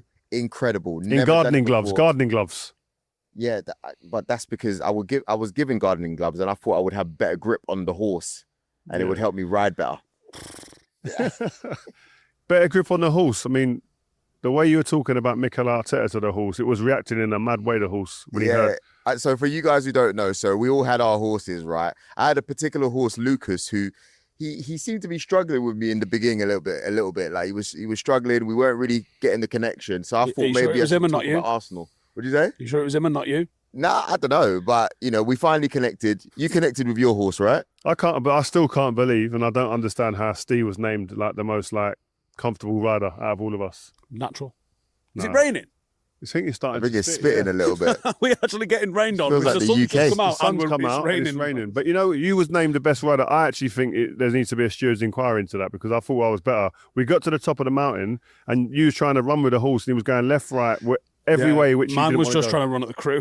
Yeah, it was unbelievable. It was good though. But we booked the experience through the Airbnb app, and there's loads that you can find there as well. We've got amazing things coming up. So me and Rio are going back. Yeah, we want to go back. Mate, the views over like this Malibu experience on the back of a horse. I'll be honest, I ain't been on much better things than that. Wait. Did you say me and Rio are going back? You're not invited. Mate, Nah, the way you was moving on that horse. Joel, we got miles to cover. You've we already ain't doing it with you. You've You're like already a lead kicked weight. me out of paddle, right? I haven't had a paddle invite since. I barely had a gym invite since, actually. What's going on? Mate, you were stretching off while we were mid-workout. Like, I couldn't believe what I was seeing, drinking a Diet Coke. It was the beginning, bro. No, you have been on it. I've got to be honest with you. You've been on it. Every day. Yeah. But you know, the mad thing is like, my daughter was like, Dad, I've asked you, I don't know how many times to get on a horse with me, and you won't. And you go to America and you do it just because you got a podcast. She's hammering the podcast. Because you got a podcast. I said, yep, you're right, love. You're right, babe. That's how it is. Man. But Content never sleeps. Honestly, I loved it. No, it was good. Genuinely loved it. I was thinking before I came out here, I've been looking at different content stuff, and I've wanted to learn how to ride a horse anyway, but I've just never pulled the trigger on doing it. Well, I'm glad you're happy about something. Thank you. Yeah, it's true. That's the most excited I've seen him. Yeah, but it's not. It is all about teamwork as well, though. Really, isn't it, Rio? Take a look at this clip where we were working together on a teamwork routine. Yo, you been gym? Almost there. This is like with the kids, isn't it? Someone out this, please. There we go. For anybody watching and wondering, that's Rio struggling to get his cowboy boot off because he had the wrong size. Mate, there were 2 sizes too small. Yeah. I suffered on the horse for an hour with these things. Like, I had blisters the lot. The question is, why isn't Steve anywhere near you helping out? Steve was stroking the horse still. Yeah, me and my horse were still having a conversation about how bad you was. There you go. We finally got it off. Appreciate it. That's teamwork, man. I like that. Thank you. You know what I You're mean? there for me. Probably the best thing I've done since I've been on this trip. Do you know what though? Because how much of a success that trip was, I got to be honest. I'm going to get back onto the app and have a little look, and I'm going to find another escapade that we can go on. You up Let's for it? do it. Make sure you involve me this time. I don't want any more surprises. All right. Okay. So we're doing surfing. Surfing? No, that's not my game. Sharks. I know there's sharks out here. There's sharks. I'm not risking that stuff. I've seen too many stories. Yeah. But you know what? Just make sure, guys, the vlog is out on the channel in the next few days, so do not miss it. Turn your notifications on. It is a vlog not to be missed. Trust me. This guy will have you in stitches. That's good, man. Listen, let's talk about England now. All right. So obviously they've gone through top their table. But who are they playing in the last 32 guys? Dr. Congo. Yep. How can you say DR Congo or Congo are the DR?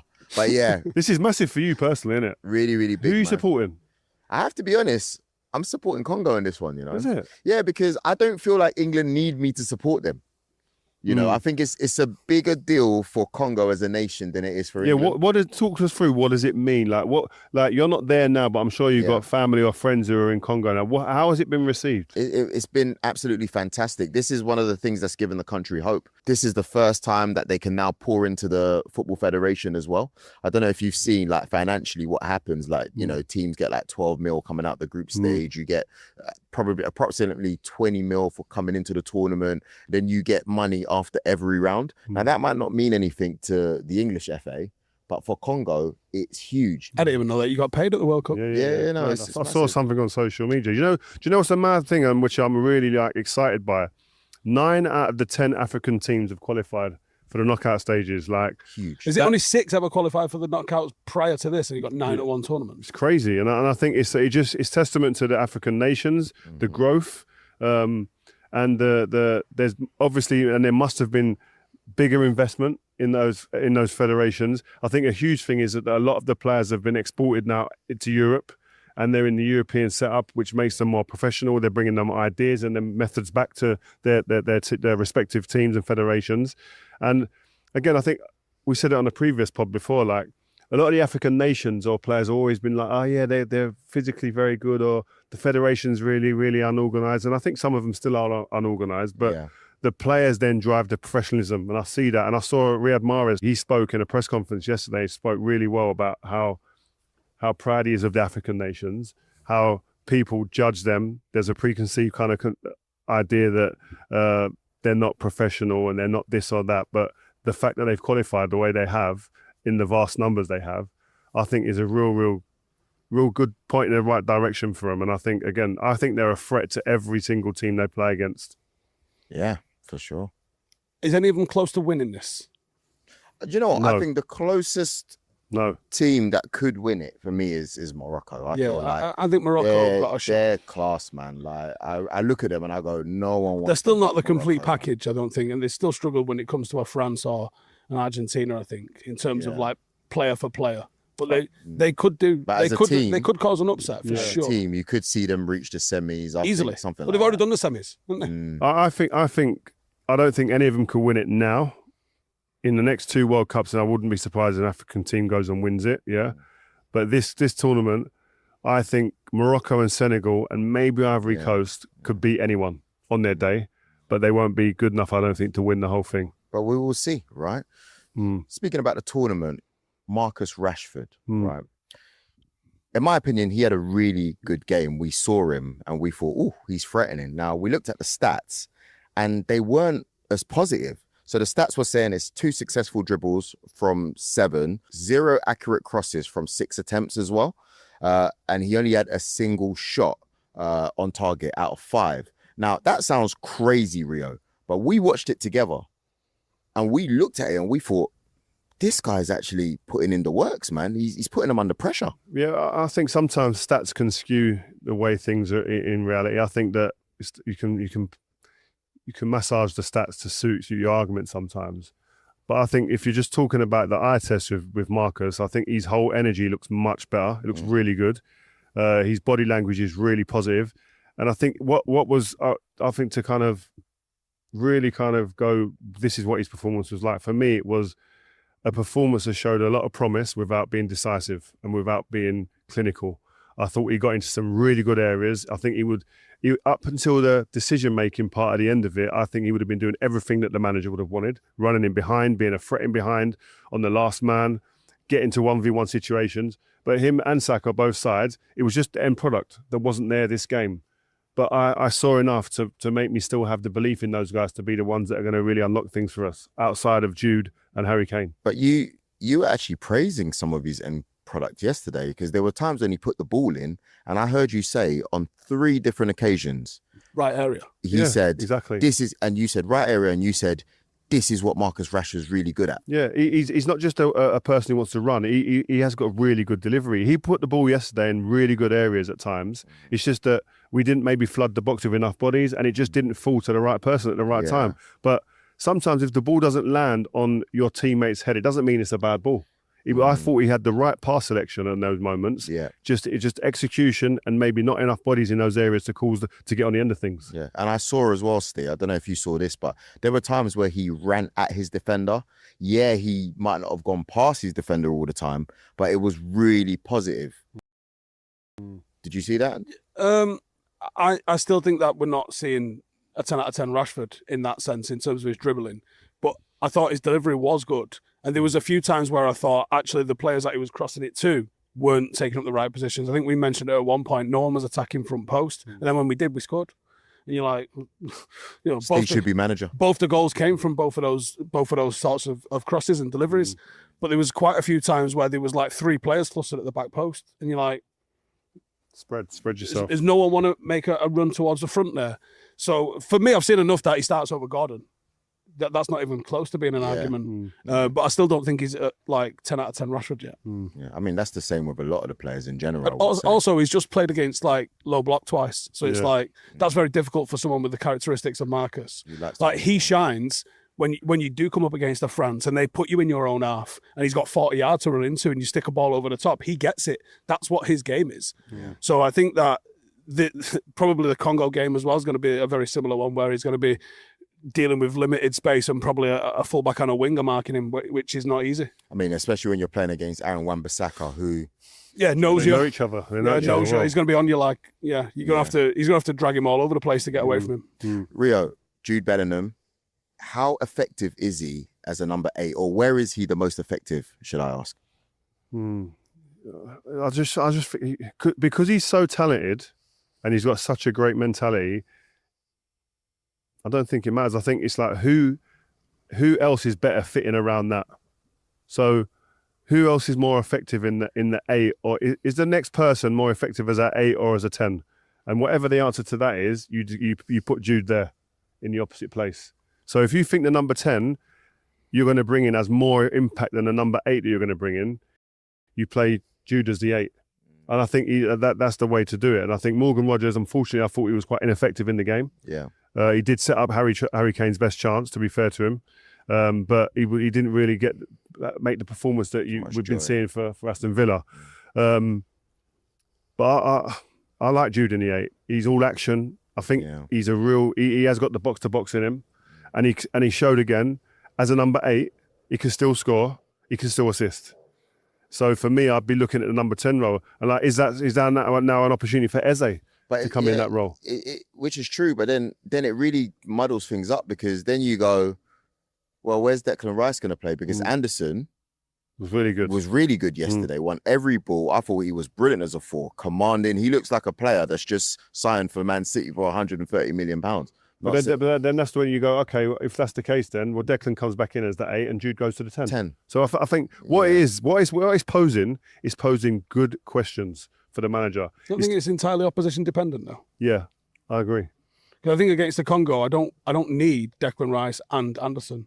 I'd rather have either an Eze or a Mainu, and let's progress the ball a little bit more through the middle, and let's be a little bit more dangerous. And play a Declan or a Anderson. Correct, yeah, one of them. We don't need both, we can have one. Yeah. But the second you get Spain, France, Germany, Argentina, someone that's going to put you on the back foot, both of them two are the first names on the team sheet. Don't you also think that this is, when you're looking at this and you're posing all these questions, maybe we wouldn't need to pose these questions if Cole Palmer was there, and we know he can just be stuck as the 10, and produce the magic, and then you got an all-action Jude Bellingham as an 8, and then, like you said, either Anderson or Rice as a 6. So right? you would take Palmer before Eze and play him before Eze? Yeah. And also Morgan Rogers, but it's hard to argue against Rogers or Eze because of the seasons that they've had. But I think Gibbs White had a better season than Rogers and Palmer, and no one's talking about it. You can't say Gibbs White had a better season than Morgan Rogers, because from start to finish, no, you can't. From start to finish, Morgan Rogers, he did tail off. He scored goals, but I thought his overall contribution wasn't as effective. I think with and without the ball, Gibbs White was giving you more. But you got to remember, Gibbs White was getting slapped up at the start of the season when they almost got relegated. He came to life in the last 10 games of the season. So I just feel that this type of game, as we've seen, England find it hard. If we're going to say that Congo are going to play similar to Panama and similar to Ghana, they find it hard to unlock those teams at times. Yes, they've got through, but it's not pretty. Yeah. And this is the type of game where I just see that's why I feel Palmer had to come, because he didn't play to the standard that he'd set. But sometimes you've got to take a look at what he's produced. He's scored in big games, in finals. He scored for finals for City, finals for Chelsea, finals for England, on the biggest stages. So with that being said, I really felt that he should have been somebody who could come. Now listen, the manager might have thought, he doesn't like being sub. Will he be great around the place? That's a different conversation. But we're talking pure football here. Then I think Palmer is ready and was made for these type of moments. And you could push Jude back in the 8. He goes in the 10, and all of a sudden you've got more threats going into the box, because Jude's going to go in there.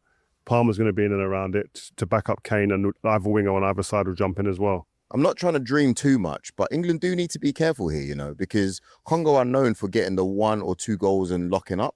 I know it sounds a bit mad, but... scoring first is going to be huge. Yeah. Like, it could happen. Wissa's got 3 goals, as we said. You saw Zlatan hyping it up, doing the Fimbu dance with Thierry Henry and Alexis. Like, you're going to be learning a lot of Congolese phrases over the last... Well, you need to start showing us. You've not done any. I don't know if you're a real native. No, Fimbu, right? Fimbu Shikot means someone's getting slapped, bro. That's it, Rio. I hope England ain't getting slapped. That's it. Why is no one thought about... slapped? Yeah, nah, bro. The opposite. I'm telling you. When we come up against teams that are going to sit in a low block, why don't we go with Harry Kane in the 10 and put an actual striker in there, so you've got 2 in the box? Why would you do that? Because they ain't done that the whole season, though, Steve. Because he starts doing that and it goes mental, man. I think Harry Kane's better when he starts as a 9 high and then comes off, and that's when he asks the defenders more problems. It's hard to mark someone who's like that. If he starts in a 10, you're like, I don't know if that's natural for him. Bit like Declan in the other way.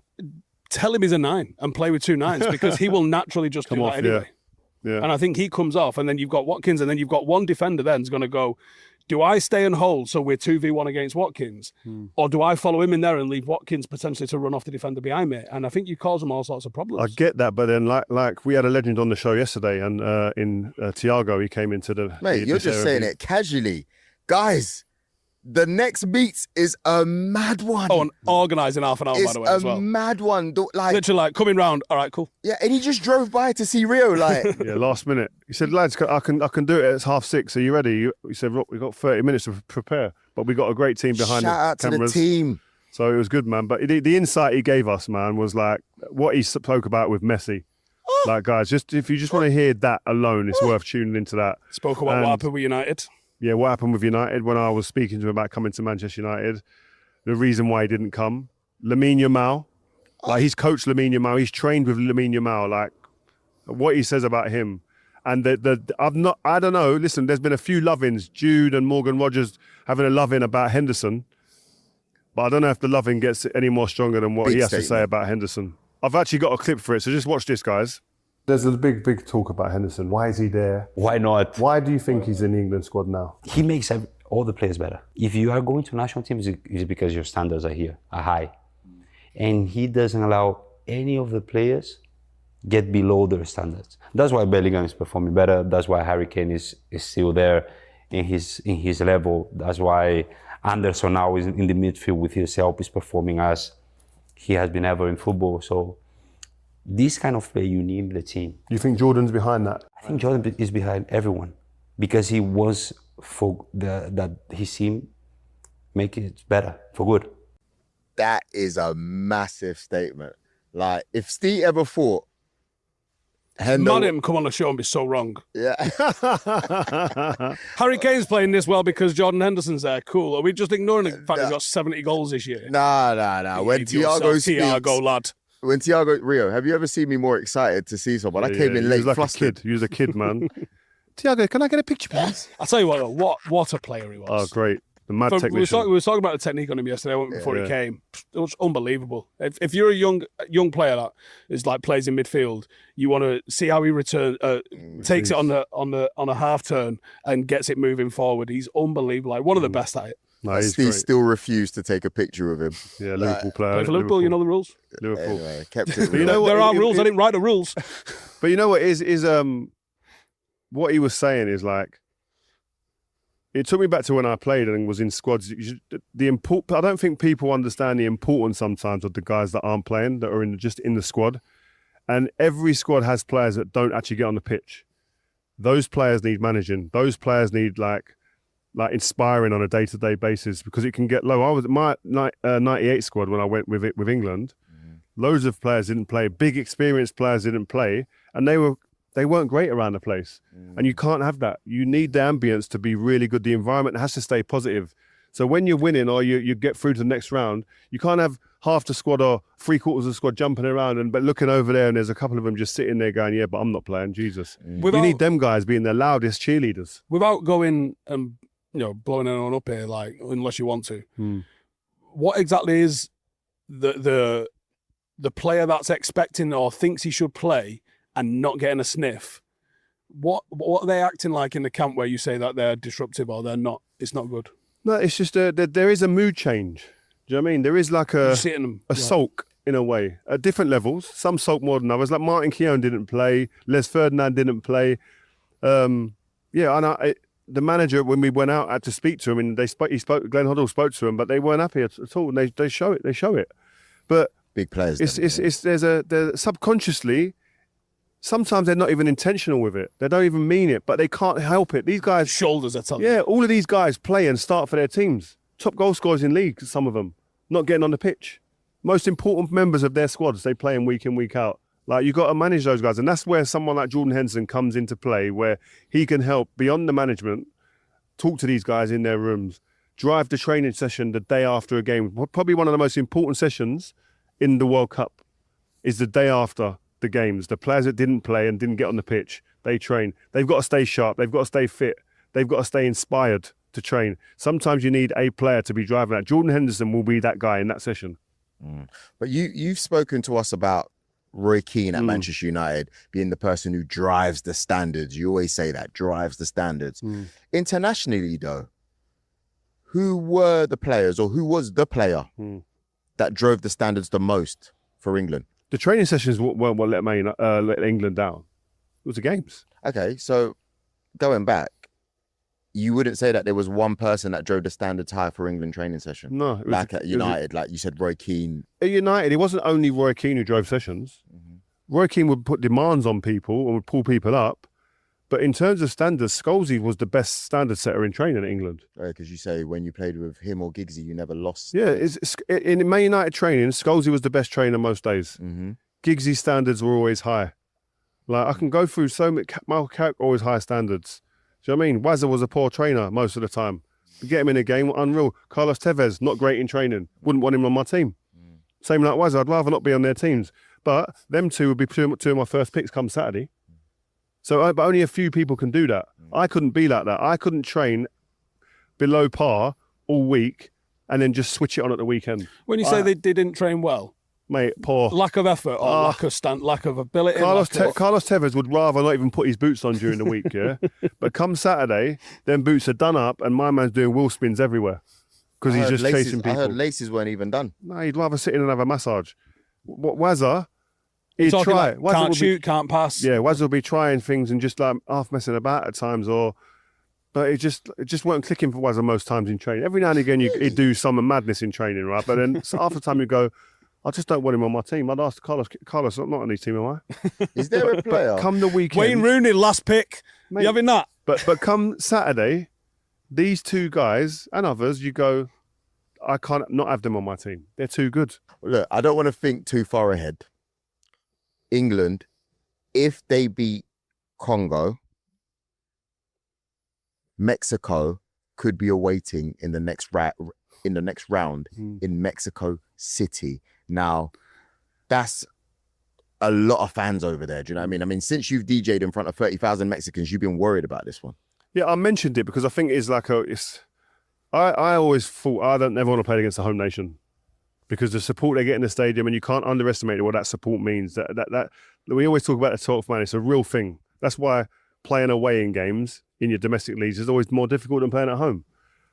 But Mexico City, they are loud, they are passionate, they are patriotic, and oh man, that will be a tough game. I'm not saying we can't win it because I think we still could win the game, but the amount of gas that's taken out of the tank to get through that, if we get past Congo and they get into that game, I think is huge. They're not afraid of anyone at the moment, are they? No, really? They don't need to be. With home nation, when you're the United States and Mexico especially, I don't think they have any need to be scared of anybody because they will use that 12th man.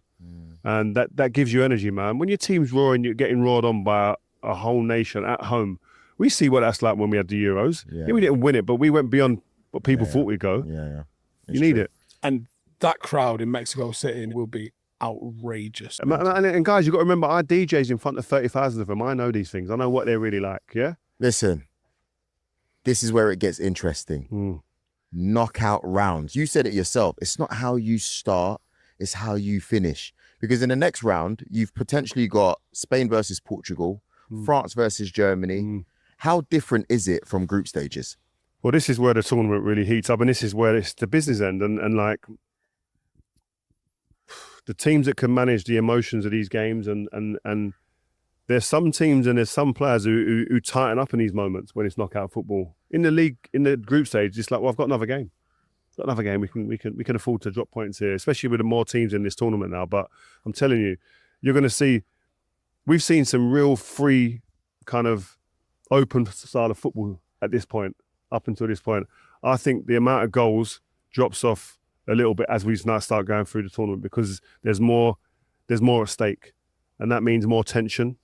That means more apprehension, and more. Some people get a bit conservative in picking their passes or picking their moments to open up, and I think we'll see that. But I hope we still see the big boys scoring the goals and they continue in that vein of form. When you were playing, was you looking at the tree? Yes. And looking at your route? Yeah, or we can get them. Don't look too far ahead. But guys, have you seen the draw? Have you seen? It's like if we had beaten Brazil, they play Turkey in the next game, I think it was. And we're sitting there going, guys. No disrespect to Turkey, but if we get Turkey in the next round, in the semi-finals, Jesus, we are going to the final. We got beat by Brazil, but so it never happened. But this is the type of thing that you do as players, definitely, like fans. You mentioned this France team, and you said a quote on Rio Presents a few days ago, and you said France looked like they could be the new Brazil. Can you please elaborate on that, please, just in case people missed it? Yeah, I think Brazil have always been, like most people from my generation and before, like everyone's second national team because of the excitement that they bring to the games, the individualism, the mavericks that they had, the skill set that they had. They made you love and enjoy the game. I think France have now got a group of players that when you watch them, you sit down, you get your popcorn out and you go, what is Mbappe going to do for me today? What is Elise going to do for me today? What is Doué going to do for me today? What is Cherki going to do for me today? Like, forgot Ballon d'Or. Dembele. Like, I can keep Bacola. All of these guys can excite you in different ways. And that's what Brazil done. The team I played against, Ronaldo, the best 9 in the world, probably the best 9 we've ever seen. Ronaldinho, the best street footballer we've ever seen, probably. Rivaldo, on that day, the best player on the pitch. Imagine being that gifted, that talented, and having Ronaldinho and Ronaldo to be able to play it to. Who was on the right? Or Kaká. And Kaká on the bench to come on. Yeah, Kaká was a puppy though, wasn't And he? Roberto Carlos on left back and Cafu on the right. Too much, man. And we were meant to be the golden generation. Drop me out. Did you have Danny Mills playing fullback? Yeah. Yeah. He played well that tournament, you know. Yeah, but let's be honest. Mildred played well that tournament. Mildred? He was good. Yeah, I just call him Mildred. Oh, really? Mildred. Okay. So you go through that golden generation, you go, oh, all-timer, oh, not you, all-timer, all-timer, like, you know what I'm talking about. Sorry. Guys, listen, we will be back after England versus Congo. And Rio, you've got that guest coming on, man. Yeah. Remind the people who it is, please. Yeah, man, we've got Mr. Thiago. He came in, sat on that magical sofa in the Airbnb house that we have out here in Beverly Hills and produced the goods, man. So and we've got another guest coming. Yeah, which we're not naming. Can't name him. We've got another one coming in. You might stay with us, actually. You might be the vibes. Listen, guys, keep on watching. Make sure you stay in the comments. Like, share, comment, subscribe. Do all of that. Get involved in the group chats, the socials. We love it.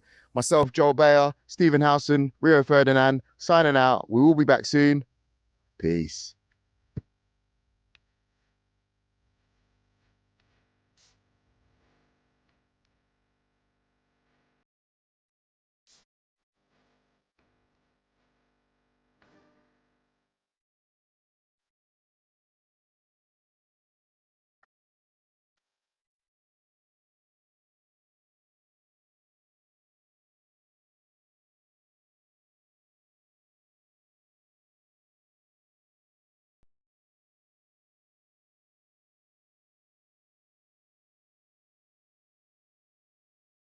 He's the man, especially if it's not Harry Kane, that comes up with that moment that gets us back in a game or to win a game. We're dealing with somebody here, I said, since he was a baby, has over-delivered in every scenario he's ever been put into. Yes, guys, it's another episode of Rio Reacts, and you know what? We've been out and about, haven't we? We've done a few good things lately, haven't we? I haven't. You better stay tuned. Stay tuned on the channel. We've got loads coming. Do not miss that. Notifications, stay on and tell a friend when it drops. But you know, obviously, England are playing today. We expected 3 points. We expected to win. Yeah? Yeah. Should we get into... But, you know, before we get into that, massive announcement. Huge announcement, guys. Something crazy has happened. Our TikTok channel has been followed by every player's favourite player, R9. Ronaldo. What? The Brazilian Ronaldo. Yeah, thank you. Cheers, R9. The original. See you soon. What? The original? Yeah. Hey. No. Pardon? Just wants another picture of me, I think. I don't doubt that. He's seen you. He knows you. He knows you are. You know what I mean? Oh, man. So, yeah, man. So, yeah, we've got loads of great people following. Loads of players following now. So, we're going to keep that momentum up, man. We've got great momentum right now. Listen, as big as it is, R9 following, we are here to talk about England. Now, It was a 2-0 win against Panama. But I know there's going to be some moans and groans, man. A little bit from me, just a little bit, because... Loads from him. Well, that's to be expected. But Rio, like... it's a 2-0 win, but we struggled in the beginning, man. When you compare it to France, you know, they're one of the favourites as well, but they're blitzing teams. Like, they're scary. England, are we scary? No, we're not. We're just getting things done. Like, we've got... you look at the game and we got 7 points now, right, in the group. We've topped the group. We haven't played perfectly well. We probably had one really good half, 1.5 good halves of football over the 3 games. But I don't know where people find absolute perfection at these stages. You never see it really. It's very, very rare you see it. Like, France have been brilliant, yeah? But the first half in the first game, they had to unpick things and find a way. They've done that, but they've been spectacular, especially individually. Yeah. But this isn't normal. It's normal. It's more normal to do what England are doing, where you're scuffing your way through the first stages of the tournament, feeling yourself into a tournament, hopefully. But hopefully we see improvements going through the tournament when we get to knockout stages. So listen, I understand there's going to be a little bit of negativity and people are going to start going, oh, they're not this, they're not that. And I've seen it already on social media, but I think it's an overreaction personally. Steve. I think they've been poor, but I think it's more the things that he's in control of as Thomas Tuchel, which I think I find as frustrating. Because... Which are? I'll get into them. When you look at the way England are playing on the pitch, I feel like they're playing within themselves massively. I don't see them playing with enough risk. I don't see them playing with enough one-touch in the final third. I don't see enough runs off the ball and ahead of the ball. And I'm also seeing Arsenal fans trying to justify scoring from corners, right? Being like, oh, you've complained about people scoring from corners all season. No, I've complained about people using rugby union tactics to score at corners. There's nothing wrong with scoring at corners, ever. There's never been anything wrong with scoring at corners. The issue has been the holding, the blocking, the nonsense, the boring crowd the goalkeeper. Let's leave Arsenal What's that got to do with anything? I've seen it on socials. Right, the other things that have annoyed me, right? No Kobbie Mainoo. And I could deal with no Kobbie Mainoo if Jordan Henderson didn't come on. What's going on with that? That's a crime. I mean, the final score was 2-0, so he obviously got something, right? Well, the first half didn't work, obviously. It wasn't working. We were getting into good areas, especially through Marcus Rashford and Saka, who I thought looked dangerous without having any real end product. Yeah. But it's when you get there, that's where you need the quality. That's where France has stood out from the others. They've got in those positions and they're potent and they're decisive and they're opening teams up and they're asking questions of goalkeepers. We aren't doing that. And I think that when you look at the Thomas Tuchel, you go, right, we looked a little bit off it in terms of not producing big chances in the first half. Second half comes around.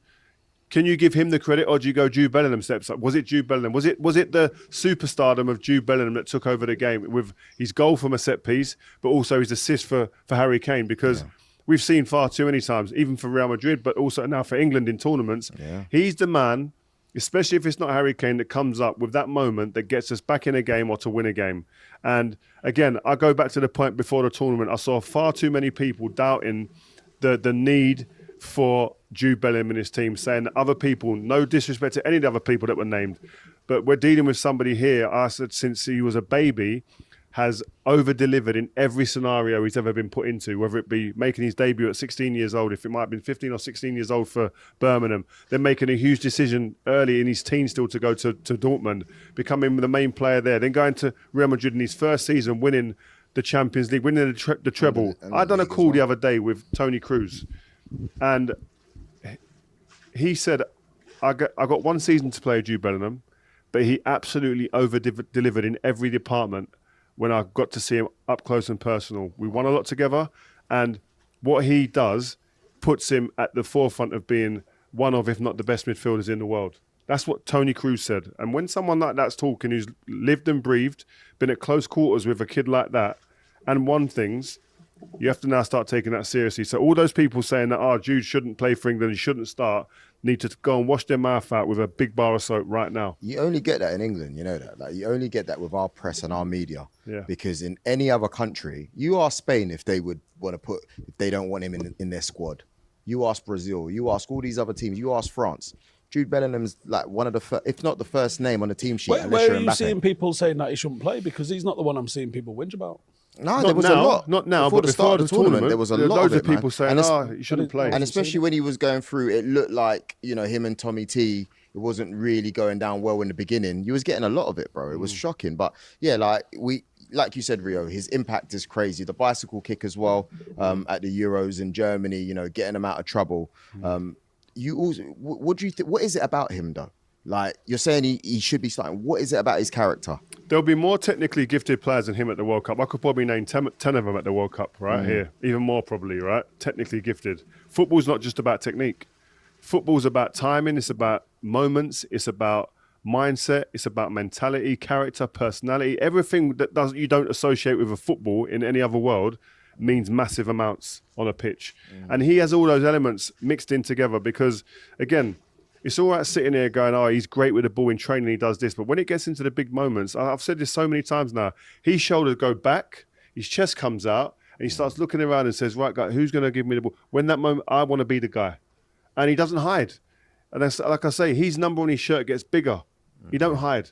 And I've played with some big players over the years who in the big moments, when it gets a little bit tasty, sometimes will go, you know what, let him shift. They just shift the responsibility, probably pass it to him in that situation. I don't want that chance, because if I miss, everyone's going to be on my case. He's got the big, you know what I mean? Cojones. Yeah, cojones. Do you reckon he's in the same company as Messi and Mbappe when you're talking world football? They don't, come on, these guys are different, man. Them guys are, they've won World Cups. They've been the meaning and the reason why their teams won the World Cup. Mbappe's got a hat-trick in the final, man. I think he's made out of the same kind of stuff, you know. Maybe not Messi. I think Messi's he's an alien. But I reckon Jude, he's made out of that stuff, you know. I think he is. I think it's too early to be putting him in that bracket. I think he hasn't done enough yet to be talked about in that bracket yet, I believe. But he's doing crazy stuff, and I think his potential is boundless. Fourth tournament. Crazy. Steve, what's this trivia that you've got for us? What's all of this? Can you name the 3 active players with over 200 caps? Cristiano Ronaldo, Modric, and the goalkeeper for Mexico. Can you name how? Well, wrong. Can you name how many caps Ronaldo's got? 187. 245. 230. 230. What? 230 caps. Modric has got 200. Yeah. Until it might be 201 now. 230. Yeah.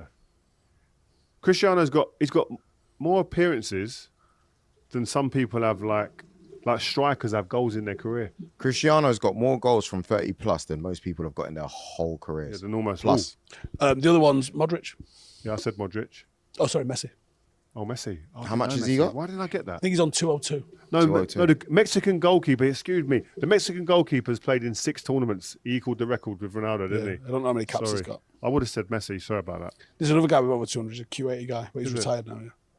So 3 active, over 200 appearances. That's insane, isn't it? That's the thing with Lionel. We've just done it again. At the start of the tournament, we didn't even have him down as being top goal scorer. It's not like you haven't had him down as having all those caps. Why is it that we keep forgetting about Lionel? Is he just so great that we just... No, when someone does something so outrageous and so great so often, it becomes normalised. So we almost lose focus of how great it is. That's been the case of Messi. He's done things that no one done before him, like and actually makes most things look very easy. Beating you for an header.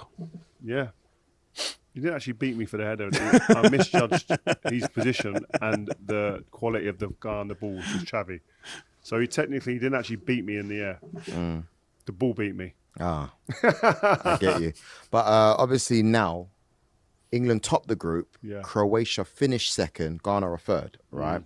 Now, next up for England, it could be Senegal or one of the third place teams, which you're looking at. Congo, come on the boys, or Uzbekistan. Portugal maybe. Portugal as well. How do you feel about that? Yeah, Senegal, I don't know if I'd like to play Senegal. Did we play Senegal before? I think they beat us 3-1 last year. I think they so that will be in the back of our minds. They'll definitely be having to watch videos of that. That ain't good psychologically as well. So they got good attackers, isn't it? Senegal, they won 5-0 yesterday, and their front line, is Sarr, Orendai, Mane, and Jackson. Like, Mendy at the back. You know what the big thing about, I think, in years gone by, the 1990, the 94, when the African teams were coming to the fore, we were seeing them more and more active. I think the old thing that was thrown at them was like, oh, they're very physical, they're quick, they're strong, but tactically they're not that great. Most of their players now, they all play very organised in Europe. Yeah, they understand. They understand. They're woven into the fabric of European football now. So that front line, different hard compared to what I've just seen with Panama, will cause England a lot of problems. Yeah. Don't forget, you mentioned Jackson didn't even start yesterday. Crazy. And they didn't. And they came on. Yeah. So they can rest players and still do well. So yeah, honestly, it's going to get more and more exciting. I'm going to ask you again, since the last show, the both of you, who's been the best player of the tournament so far? Who did I say last time? You said Elise, and I argued and I said I haven't seen anyone top Elise yet for me. Elise's made me jump out my seat more than anyone in the tournament so far. Mbappe's been close, second, I'll be honest. I can't believe that. And Messi. Yeah, Messi, he's not getting enough shots again. The first two games that Messi played, I remember I was actually with Kaka. I was in a room with Kaka. Wait. Pick that name up, please. Yes, I'll pick that up. Yeah. Sorry. Me and Kaka were watching the Argentina game. Yeah. And I was shouting. Go on the socials if you ain't seen it. I was shouting and screaming like, what is this? He's 38, man. He shouldn't be doing this. 2 in the first, was it 3 in the first game and 2 in the second game? He missed a penalty in that game as well. Like, again, doing stuff that we've actually almost normalised for Messi. 39, by the way. Forgetting. 39. He turned 39 the other day. 39. And on top of that, as we're recording, he hasn't played yet. But by the time this is out, he could have had another hat-trick. And Ronaldo, Cristiano might have a hat-trick as well after the next game. Listen, man, I just want to see these guys keep scoring. And that's why I love more teams at the World Cup. The quality drops in certain games, but it allows the big boys to go and get some numbers and get themselves on the score sheet. I like it. Yeah. Excitement. That's what we want. Listen, I want to say thank you very much for everybody watching. We're still churning out that content. Finally found out what Rio and Steve had planned for me the other day. It's coming out soon as well. Do not miss this one, guys. Incredible stuff. Listen, we're not just a channel that talks about football. We're showing you the lifestyle, man. We're showing you the Airbnb vibes. We're just having a great time. And do you know what? Before we go, sorry as well, guys. I've got to go and get changed in a minute. That's why we're rushing off. We have a massive legend coming through, guys. The Airbnb villa out here in the Beverly Hills is taking in another legend. He's coming through anytime. I've got to go and get changed. Got to go and get prepped. So see you later. Peace.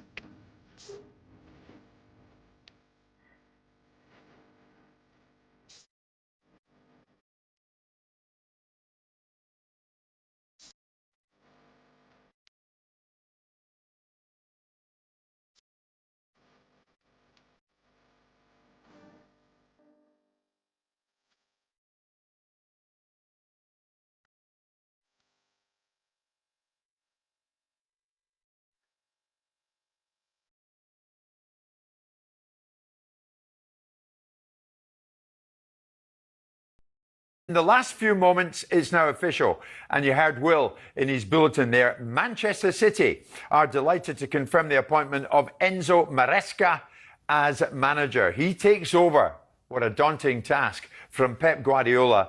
The Italian has signed a 3-year contract, which should last until the summer of 2029. It's Maresca's third spell at the club. So he is in. He is installed at last. City chairman Khaldoun Al-Mubarak says Enzo is someone who has always sought out opportunities to challenge himself and succeed in his managerial career. He brings a personality, passion and intelligence completely aligned to our needs. So Maresca is in. Martin is alongside Simon. What's your take on it? Welcome back, Enzo, says City. Yeah, I mean, it's the best kept secret, wasn't it? Or worst kept secret. That was an inevitability that he was landing there. Obviously, Man City have stepped in and paid the compensation that he would have had to pay himself because his hand was going nowhere near his own pocket, his own opportunity. We will see. He's following in behind a unique manager. Now, they will know him. In this instance, when we look at Brighton and Brentford, we turn around and say, when they put succession management program, we say trust the judgment because they've got Tony Bloom and Matthew Benham. In this instance, Man City don't develop managers beneath them. They don't put a succession program in place. They just go get what they think is the best manager and pay him to be there. Whether it be Pep Guardiola, whether it be Mancini, whether it be Pellegrini, whether it be whoever else has been the Man City manager. So they do it a different way. But again, you have to trust the process. The process will be this club has an embarrassment of riches, goes out in the summer while a player's playing in the World Cup, spends 130 million quid on a central midfield player. What a terrible position to be in if you are managing that side. So we will see if Maresca has matured after his experiences at Chelsea, because I think that will, despite the fact I don't think he behaved well, I think we all part in some of our experiences. So he'll go into Did he part lose the Chelsea job though because he had an eye and he made it clear he was going to take this job anyway. And this time last year, Jim, he was winning. Was it the Club World Cup? He was winning that, so he was showing his stripes. So it's not such a bad appointment. It's when you're following on from Pep, as we've seen in the past with these great managers. I think that leaves a big hole, and can he fill that? Chelsea, interestingly, have released a statement. I'm going to bring that to you in a second. But this, in the last few moments, is how Manchester City have announced Maresca. It's a huge challenge for many reasons. All the success of the last 10, 15 years is exciting because the target is to continue to do the most important thing in football, that is try to win, to achieve important things. Mark.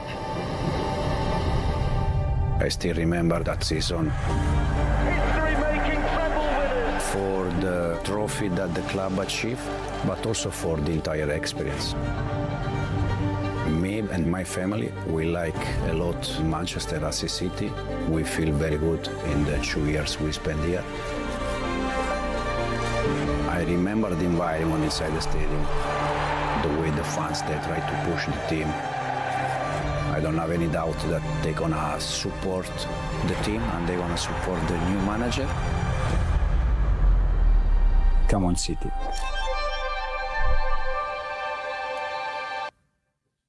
Come on, City. Welcome back, Enzo. A 3-year deal. In the last few moments, Chelsea have made a statement as well. Very keen to get Simon's take on this. Now, bear with me. I'll go through this. In autumn last year, say Chelsea, the club was informed by our former head coach that there might be an opportunity for him to succeed Pep at the end of the season. It became clear to us that it was his strong desire to succeed Guardiola and that he was fully committed to pursuing the opportunity, despite the fact he was under a long-term contract, which he had no right to terminate. In December 2025, our head coach unexpectedly and abruptly resigned from his position. Obviously, we felt let down, as we believed that his head and heart were focused on another club and another opportunity, despite having just arrived at Chelsea the year before. No club wants to change its head coach midway through a season. However, in light of his decision not to continue fulfilling his responsibilities through to the end of the season, the club was left with no choice but to protect our players, our supporters, and the badge, and accept his resignation. In the circumstances and given the mutual respect between clubs, a confidential settlement has been reached with Manchester City, which includes the payment of compensation. A confidential settlement has also been reached with the former head coach, under which he will pay compensation. Looking forward to next season, say Chelsea, in Xabi Alonso we have a manager who has an exceptional football mind and is a professional of the highest integrity. He has all the attributes to deliver the success the club's supporters deserve and expect. Ends Chelsea's statement. That is a character assassination, is it not? Or is it a detailed expose of what happens? I mean, everyone will say there's two versions of a single story. Or both. I mean, I understood it to be exactly that. I've told you guys that's what it was. I've told you that the situation was what it was. So I'm surprised that the comms of Chelsea have decided. They've changed the way they're communicating. They're trying to make sure that transparency is very clear, but they leave nothing unturned there. Very rarely do you see a club. Most of the, managers and clubs part company, and there's very little said about it. In this instance, Chelsea obviously feel a certain way about it, and they want to make clear exactly how Maresca behaved. And I've sort of alluded to a lot of this without... You've said it all along. Yeah, because I knew. That's why. And it was not my gift to be able to say certain things. It's their gift to say it. So I've sort of peppered it with, this is a manager that potentially was looking at Man City back in November. Now you know that was the case. This is a manager that decided to resign and that has to deal with his own compensation. He won't be. Man City will be paying for it. I can assure you of that. But Chelsea obviously feel that the way that they want to communicate with the world, for whatever reason, is, tell you what, have some of this. This is what happened. So you know. Now, of course, Chelsea fans that don't like Blue Co will still turn around and say, I couldn't care less what you tell us. We still think it's all on you and your dreadful ownership, and the fact that the manager left you is because of you. Not the fact that the manager didn't show much loyalty or integrity. They'll turn It did impact massively on Chelsea, though, didn't it? Where did they finish? 10th in the Premier League? Yeah. And at the time, I think they were comfortably looking like they were going to finish 4th. Yeah. I mean, look, Let me jump in. In the last few moments, this is from Maresca, guys, right? Maresca himself has issued a statement, obviously off the back of what Chelsea are saying. What's your take on this, Simon? At the end of December 2025, I made the difficult decision to leave Chelsea. The decision was only mine. My resignation from Chelsea opened a path for me to join Manchester City, which is a club I knew very well. I'm ecstatic I've joined City. I recognise that my departure from Chelsea in the middle of the season caused disruption for the club, and I apologise for that. It was neither my intention nor my wish. I was treated well by everyone at Chelsea, and together we achieved great success and memories that I will always treasure. I'm grateful to the club, the owners and the fans for giving me the opportunity. The standout line in there, Simon, I recognise my departure from Chelsea in the middle of the season caused disruption for the club. I apologise for that. Well, he's been advised, I would suspect, when someone goes low, you go high. Right? So he's taken the statesman point of view and saying to Chelsea, aren't you supposed to be the leaders and the dignified ones? Here I am, having orchestrated the situation, having created disruption, having been disloyal and lacking integrity, and having potentially been approached or made himself available to another club whilst under contract, and a raft of other things that I know that were tantrums going on inside dressing rooms. Is he right? But I'm going to play the high ground. Is he right to do that? No, I think he's a saucy sod, and I think Chelsea's attitude is actually more on the money. But I would, because I'm coming from the ownership point of view. I know some of the things that went on behind the scenes and some of the outbursts and some of the childish antics from this manager that I hope he's lost when he goes and manages Man City. And that's why I say his experiences at Chelsea, because we are all the subject. I don't suppose I was as wise or educated 10 years into my ownership as I was when I first walked through the door. This was his first major managerial job. He, I think, behaved like a child in a press conference and got smacked. But now what he's doing is he's looking at Chelsea's statement, and like the old saying is, when they go low, you go high. But I think he's got a cheek, but fair play to him for doing it. It's quite remarkable, this turn of events now. Martin, Simon has so aptly described it.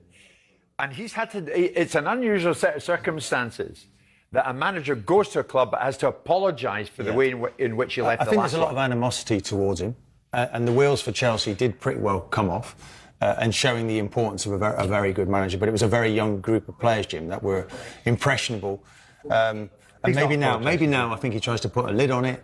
And that's the end of the matter. But there's a lot of tension between these two clubs. You're going to see that. He's not apologising. He's not apologising. He's killing them with kindness. He's playing the... Well, he's officially apologising. But he's not really. There's no depth to that apology. The apology is basically as a direct response to what he looks like the statesman in this conversation. Chelsea look like they're indiscreet and they look like a scorned ex-wife, right?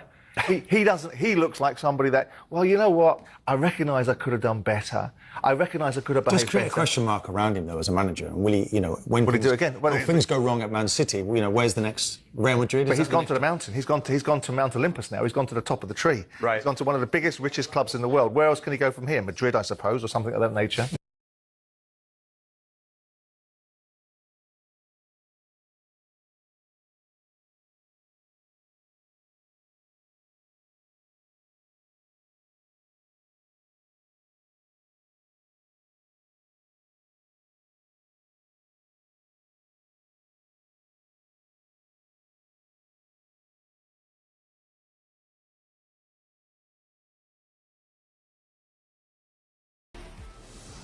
Right, well, England's first knockout game of the World Cup is a little over 2 days away, and finally, a sensible kick-off time, 5 p.m. Oof. DR Congo are the opponents, but there are a few problems stacking up for Thomas Tuchel. Our football correspondent, Rob Dorset, has the very latest. There is precious little time for England's players to recuperate from the exertions of that final group game against Panama in Jersey 2 days ago. They go again in 2 days' time in the first of the knockout games for them at World Cup 2026. Yesterday was all about rest and recovery. They will have been in the gym, they'll have been in the pool, they'll have had some massage, trying to get rid of some of the knots in the legs, ready to have a full training session today and look at the specific tactical preparation for that Congo game. Remember, they fly to Atlanta tomorrow. That's how quick the turnaround is here for the England squad. Just 2 full days in between those matches for a pretty bruised England squad. And when we talk about the injuries, I think the biggest concern is around Jarrell Quansah. He came off in the second half with what looked like a pretty nasty twisted ankle. The good news is I saw him walking through the stadium towards the England team bus and he looked okay, so fingers crossed that he will recover in time. The real concern of him is it's another right back with an injury. Tino Livramento, of course, left the squad before they'd even kicked a ball. And Reece James, we reported a couple of days ago, may not kick a ball again in this World Cup unless England get through to the latter stages of the tournament. The other injury concerns, Declan Rice was rested against Panama. He says he's good to go in a couple of days' time. Elliot Anderson had a dead leg but played a full part in the game. Bukayo Saka made his first start at this World Cup, but I didn't feel he looked 100% fit, I have to be honest. So the England medical staff and physios have an awful lot of work on their hands, and we will not get to see how those players look out on the training pitch today. We won't know whether all 25 have taken a full part in training, because it's a closed training session away from the cameras as England focus on that game against DR Congo. But they'll have their final training session tomorrow, and in between, early evening later on, we'll hear from one member of the England squad. What's the mood like? What's the confidence levels like? What's the injury prognosis like going into their first knockout game? OK, so Jay, here we go. A few days on from England, Panama, of course. Positives, negatives, what can we take from it? I think, again, it was a difficult game, very similar to the Ghana game. I thought Panama put in a good account of themselves. They worked really hard. They frustrated England for large periods of the game. But then, you know, our big players that you want to stand up and be counted and put in big performances, they did that. Bellingham was fantastic all game. And it's no surprise to me that he put in that kind of performance, playing in a deeper role next to Elliot Anderson, where he can go from deep up and arrive in the box. I know that his goal came from a corner, but ultimately he was getting around the pitch and he looked much better when he's facing the pitch rather than when his back is to the goal. So I thought that was a fantastic performance, and then Harry Kane does what he does. It was a great header coming across the defender, and then obviously England get the win in the end, but I wouldn't say it was a great performance, but it was a good enough performance to get over the line. And now obviously Congo, and I think that will be a similar game to the last 2 games. So it's going to be difficult. I think DR Congo have some weapons, they have some players that have speed and power and pace on the counter-attack. So it's something that England need to be aware of, especially, I think that's been the weakest part of our team so far, the defensive unit. OK. What is a problem are the injuries that Rob was mentioning there. Goodness me. Which concerns you most? Well, Declan Rice, but he's obviously said that he's going to be ready to go, which is great. He's a vice captain. He's the leader. He drives the ball forward as he breaks through the lines, not especially with his passing, but you know, with his athleticism. So that was key. Saka's a bit of a worry, if I'm honest, because he doesn't look like the same Saka as before, when he had you know, his hamstring injuries and them operations on his hamstrings. And I know that it's not easy. You have to kind of build up that confidence of that, you know, it's not gonna go. But right now, he's not looking. He might be fit, but there's a big difference between fit and match sharp. At the moment, he doesn't look match sharp. He looks off it. So that's a bit of a worry. And then Quansah, yes, for the squad, it's not good because obviously it's a man down, but I don't want to see him right back, to be perfectly honest. And I think there's better options like Quansah. Quansah plays right back for Villa before. He's played there for England. And obviously Spence. When Spence has played, he's done pretty well. So I don't really mind Quansah so much. OK, right. Look, there's lots to get stuck into, isn't there, really? But let's talk this man. No doubt he has been England's main man at this World Cup so far. It's a very special day for Jude Bellingham because he turns 23 years old. And Thomas Tuchel says he's delighted to see Bellingham shining on the world's biggest stage. Bellingham hasn't always had it easy under Tuchel, but the midfielder has been given some big praise by the England head coach, saying, "I'm not sure if it's a reaction, but it is what we want from him. He is very positive from the first day in camp. He's fully into all the things from him as a team player, and he brings his individual quality to decide football games." That is what you see in World Cups now and what you see from other teams and other big players. He is a key player. And he buys into all the things that we demand of him as a team player. So well done until now. Well done. He needs to keep on going. Is he now England's most important player? Maybe him and Kane? Yeah, definitely. I'd say them two, for sure. If you've got a midfielder like Bellingham and he's driving the team forward with his power, with his pace, getting in areas, pockets where he's doing cute passes, but then he's getting back as well, putting in challenges. He's industrious. I've always looked at Bellingham that way. He's a great number 8, and I think that's where we're going to get to see the best of him. And that for me, he put in some big performances in the Euros, scored some important goals, but that was his best overall performance in terms of affecting the game. And then obviously there's Harry Kane we need to score the goals. But like Tuchel said there, which was interesting, he keeps mentioning team player. And I feel like when he went to the Euros, he wasn't acting like a team player. It was like more individual. He's in that leadership group as well. But then a lot's happened since then. He's grown as a player. He's young. But now it seems like he's got that maturity.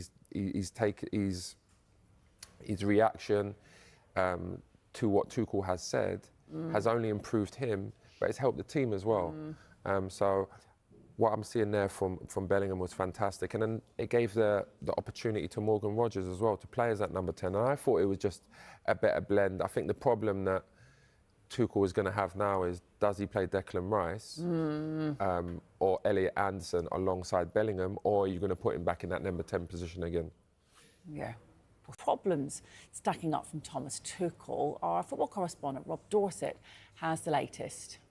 There is precious little time for England's players to recuperate from the exertions of that final group game against Panama in Jersey 2 days ago. They go again in 2 days' time in the first of the knockout games for them at World Cup 2026. Yesterday was all about rest and recovery. They will have been in the gym, they'll have been in the pool, they'll have had some massage, trying to get rid of some of the knots in the legs, ready to have a full training session today and look at the specific tactical preparation for that Congo game. Remember, they fly to Atlanta tomorrow. That's how quick the turnaround is here for the England squad. Just 2 full days in between those matches for a pretty bruised England squad. And when we talk about the injuries, I think the biggest concern is around Jarell Quansah. He came off in the second half with what looked like a pretty nasty twisted ankle. The good news is I saw him walking through the stadium towards the England team bus and he looked okay. So fingers crossed that he will recover in time. The real concern of him is it's another right back with an injury. Tino Livramento, of course, left the squad before they'd even kicked a ball. And Reece James, we reported a couple of days ago, may not kick a ball again in this World Cup unless England get through to the latter stages of the tournament. The other injury concerns, Declan Rice was rested against Panama. He says he's good to go in a couple of days' time. Elliot Anderson had a dead leg but played a full part in the game. Bukayo Saka made his first start at this World Cup. but I didn't feel he looked 100% fit, I have to be honest. So the England medical staff and physios have an awful lot of work on their hands, and we will not get to see how those players look out on the training pitch today. We won't know whether all 25 have taken a full part in training, because it's a closed training session away from the cameras as England focus on that game against DR Congo. But they'll have their final training session tomorrow, and in between, early evening later on, we'll hear from one member of the England squad. What's the mood like? What's the confidence levels like? What's the injury prognosis like going into their first knockout game? Yeah, so we kind of want to figure out some of those answers to the questions. A few injury problems. What about changes? Obviously, Declan Rice was rested against Panama. Do you expect him to come back in? I'm not sure. I feel like with... Can you rush Declan Rice back, especially with a calf injury? Calf injuries are tricky. And at this point in the tournament, I'm not sure he's as needed, especially against DR Congo, no disrespect. I think without Declan Rice, England should still win. I think he'll probably go with him to start on the bench, especially with the way that Jude Bellingham played next to Elliot Anderson. I think he'll keep the team, especially the attacking players. I think he'll keep those pretty much the same. I think in the defence, I think that's where the changes will be, obviously because of Kwanzaa's injury. Yeah, on that, so that is a big concern, isn't it? This right back, Reece James, injured as well. Kwanzaa, obviously the deputy. So what is your solution to that? I think you have to play Spence. Even though he plays on the left-hand side mostly for Tottenham, I feel like he's the one player that we could see get up and down that right-hand side. Defensively, in one-on-one situations, I don't see many players get change out of him just because his physicality and his speed. Yes, positionally, sometimes he can be out of position, but that's because of his speed. I mean, when you look at Kyle Walker, everyone would say the same thing about Kyle Walker, especially in his earlier years, that he's got that recovery pace, so his positioning is not as good. But that's the player that I would go with. Again, he can overlap, you know, he comes inside, but he's got the energy to push England forward. And I think in this particular game, I think it's going to be like the wide players are going to be up there. I think it's almost going to be like 7 attackers, and then you might have like whoever it may be that's playing in that defensive midfield kind of role, plus the 2 centre-backs that are going to be defending. That needs to be focused on. They need to keep that solid, but I feel like with DR Congo, they're going to be trying to frustrate England. And the only way you can get players in the box and have that attacking link-up play is by having the fullbacks bombing on as well. Okay. In these moments, it's hard because after the game, everybody gets pulled in a million different directions by media, and you don't really have a chance to be with your team unless you take that moment right there. So at different times, we've shared messages with each other. I always try to get the leaders to speak because, again, they're Canadian. This is their national team. But I wanted to be able to, you know, voice to them like how important a moment this will prove to be. I'm over the moon, but at the same time, I don't want to say that the job's finished. We know that we're going to get Morocco or Netherlands, which is going to be a very hard game.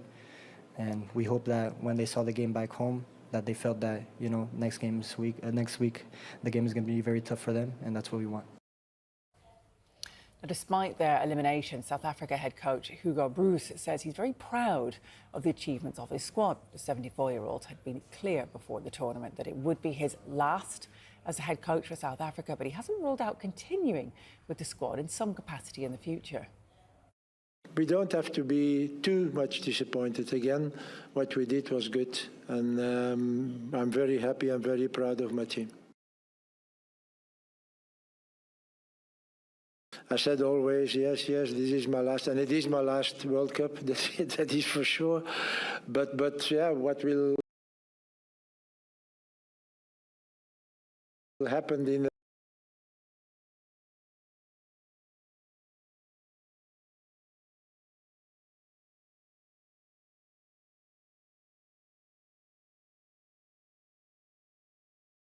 next day?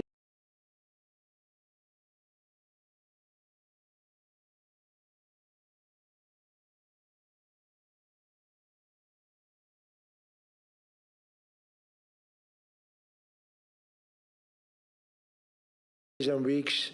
That depends also a little bit how South Africa see the future, and with me then, and we will see. So Jay, look, Canada are making history. Great result for them. How impressed have you been with them, actually? Have they been a bit of a surprise? Yeah, they've been a bit of a surprise. I think all the, the host nations have been good. They've put in solid performances. That game last night for Canada was a tricky game. They rode their luck at times. It was great to see Alphonso Davies come back because he's instrumental to the way they play. He don't even play as a left back like he does for his club team. He's more in that central role trying to influence the game. But it was a very good performance in terms of they kept the clean sheet. They created. What a goal by Eustáquio. I mean, the first touch alone just created that goal, but it was a great goal. And then we see some Ted Lasso stuff there from Jesse Marsh at the end. So I think overall it was a good performance. And again, with Canada especially, I feel like they just need to put a good account of themselves, keep working hard as a team. Like Jesse said there, they're heroes now of Canada, and keep plugging away, see how far they can go. But they're not going to be a pushover against any nation. But they do have Morocco or the Netherlands next, a much tougher test. Yeah, it's going to be a tough test, but I think it's a tough test on both ends. Like when Morocco play them and the Netherlands play them, they're going to be feeling the same thing. They're a host nation, so they're playing for their nation, and I think they have some good individuals that can cause upsets. And then you have the defensive unit where if they get an early goal, and then you have to break them down and they get everyone behind the ball, like we've seen against the bigger nations, where they've got 11 players in their box pretty much. It's difficult, and I think this is where the lesser nations can upset teams, because I think if you was to say to Canada right now, okay, would you take a draw and go to penalties against the Netherlands? They would say yeah. So and I think that's where we can see some tricky results. I mean, even with Japan against Brazil, I think Japan are, they're a good side. But if you said to them before the game, would you take a penalty shootout? They might say yeah. So I'm looking forward to it. I think there will be some upsets in this next round. Point of view and not have to compete in the physical level. And the question is whether or not they can confect those sorts of phases where they'll be able to play without having to dominate physically. Well, it's also worth saying that the winner of this game will go on to face the winner of a game that happens tomorrow between France and Sweden. So we expect very likely to be France that progress from that game. Possibly very likely for it to be Germany that progress from this game. That's quite a fun round of 16. I mean, it feels more like a quarter-final, semi-final kind. Yeah, it feels like the kind of game that you'd expect even in the final potentially. I mean, two very high-quality teams, two teams who have shown what they can do at this tournament, two teams who have scored a lot of goals already at this tournament, so that suggests it could be quite a fun game. Two teams who don't necessarily have that much control of the midfield as well, which suggests it could be kind of an end-to-end game if it does end up happening. But yeah, I'd be really, really excited about that game as a potential matchup. And the good thing about this kind of whole setup, I think there's going to be, once we get past this round of 32, where there already have been some exciting games. We saw Brazil-Japan earlier. The round of 16, I think, will have some real heavyweight matchups, which hasn't always been the case in the past. So yeah, it's going to be fun, I think. Who are you most excited about reaching the round of 16 apart from these two teams? As in teams who have qualified thus far, or yeah. Max Dowman. You know what? I was surprised in a way. I wouldn't have been surprised if there'd been an upset earlier with Japan and Brazil. I thought Japan played pretty well early, and as John was saying, maybe... you predicted Japan, you predicted a 1-0 win, I predicted a 1-0 win for Japan, so I was very smug when they went 1-0 up, and that unfortunately didn't last that long. But, smugness never does. And yet, Joe... oh, right, I see. That's well played. I've no retort to that, unfortunately. Although, somewhat ironically, my smugness immediately ended as soon as you said that, so there you go. John, are you off to the tactics cupboard? Okay, he said he's going to eat some melon, but he only said it after he got off his microphone. I'm just realising as well, producer Ryan, something absolutely cataclysmic has happened, which is I forgot to write the hydration break jokes on the card. So would you sit in this chair and guide us through the next 3 minutes as the game starts? I'm going to rush off and do that. Do you mind? There he goes. All right. Thanks, producer Ryan. I'll be right back when I've written some needless jokes on some impressively printed cards. Just on finishing what I was saying before Joe smugly interrupted me. Thank you, Kyle. I'll send you one I've got in my head. I feel that it'll be interesting to see how Brazil do in the round of 16. They've got, I think it's Norway or the Ivory Coast. I think all of us are saying in here that Norway is a team who actually could cause Brazil quite a lot of problems. It will be fun. I don't think Norway will be able to defend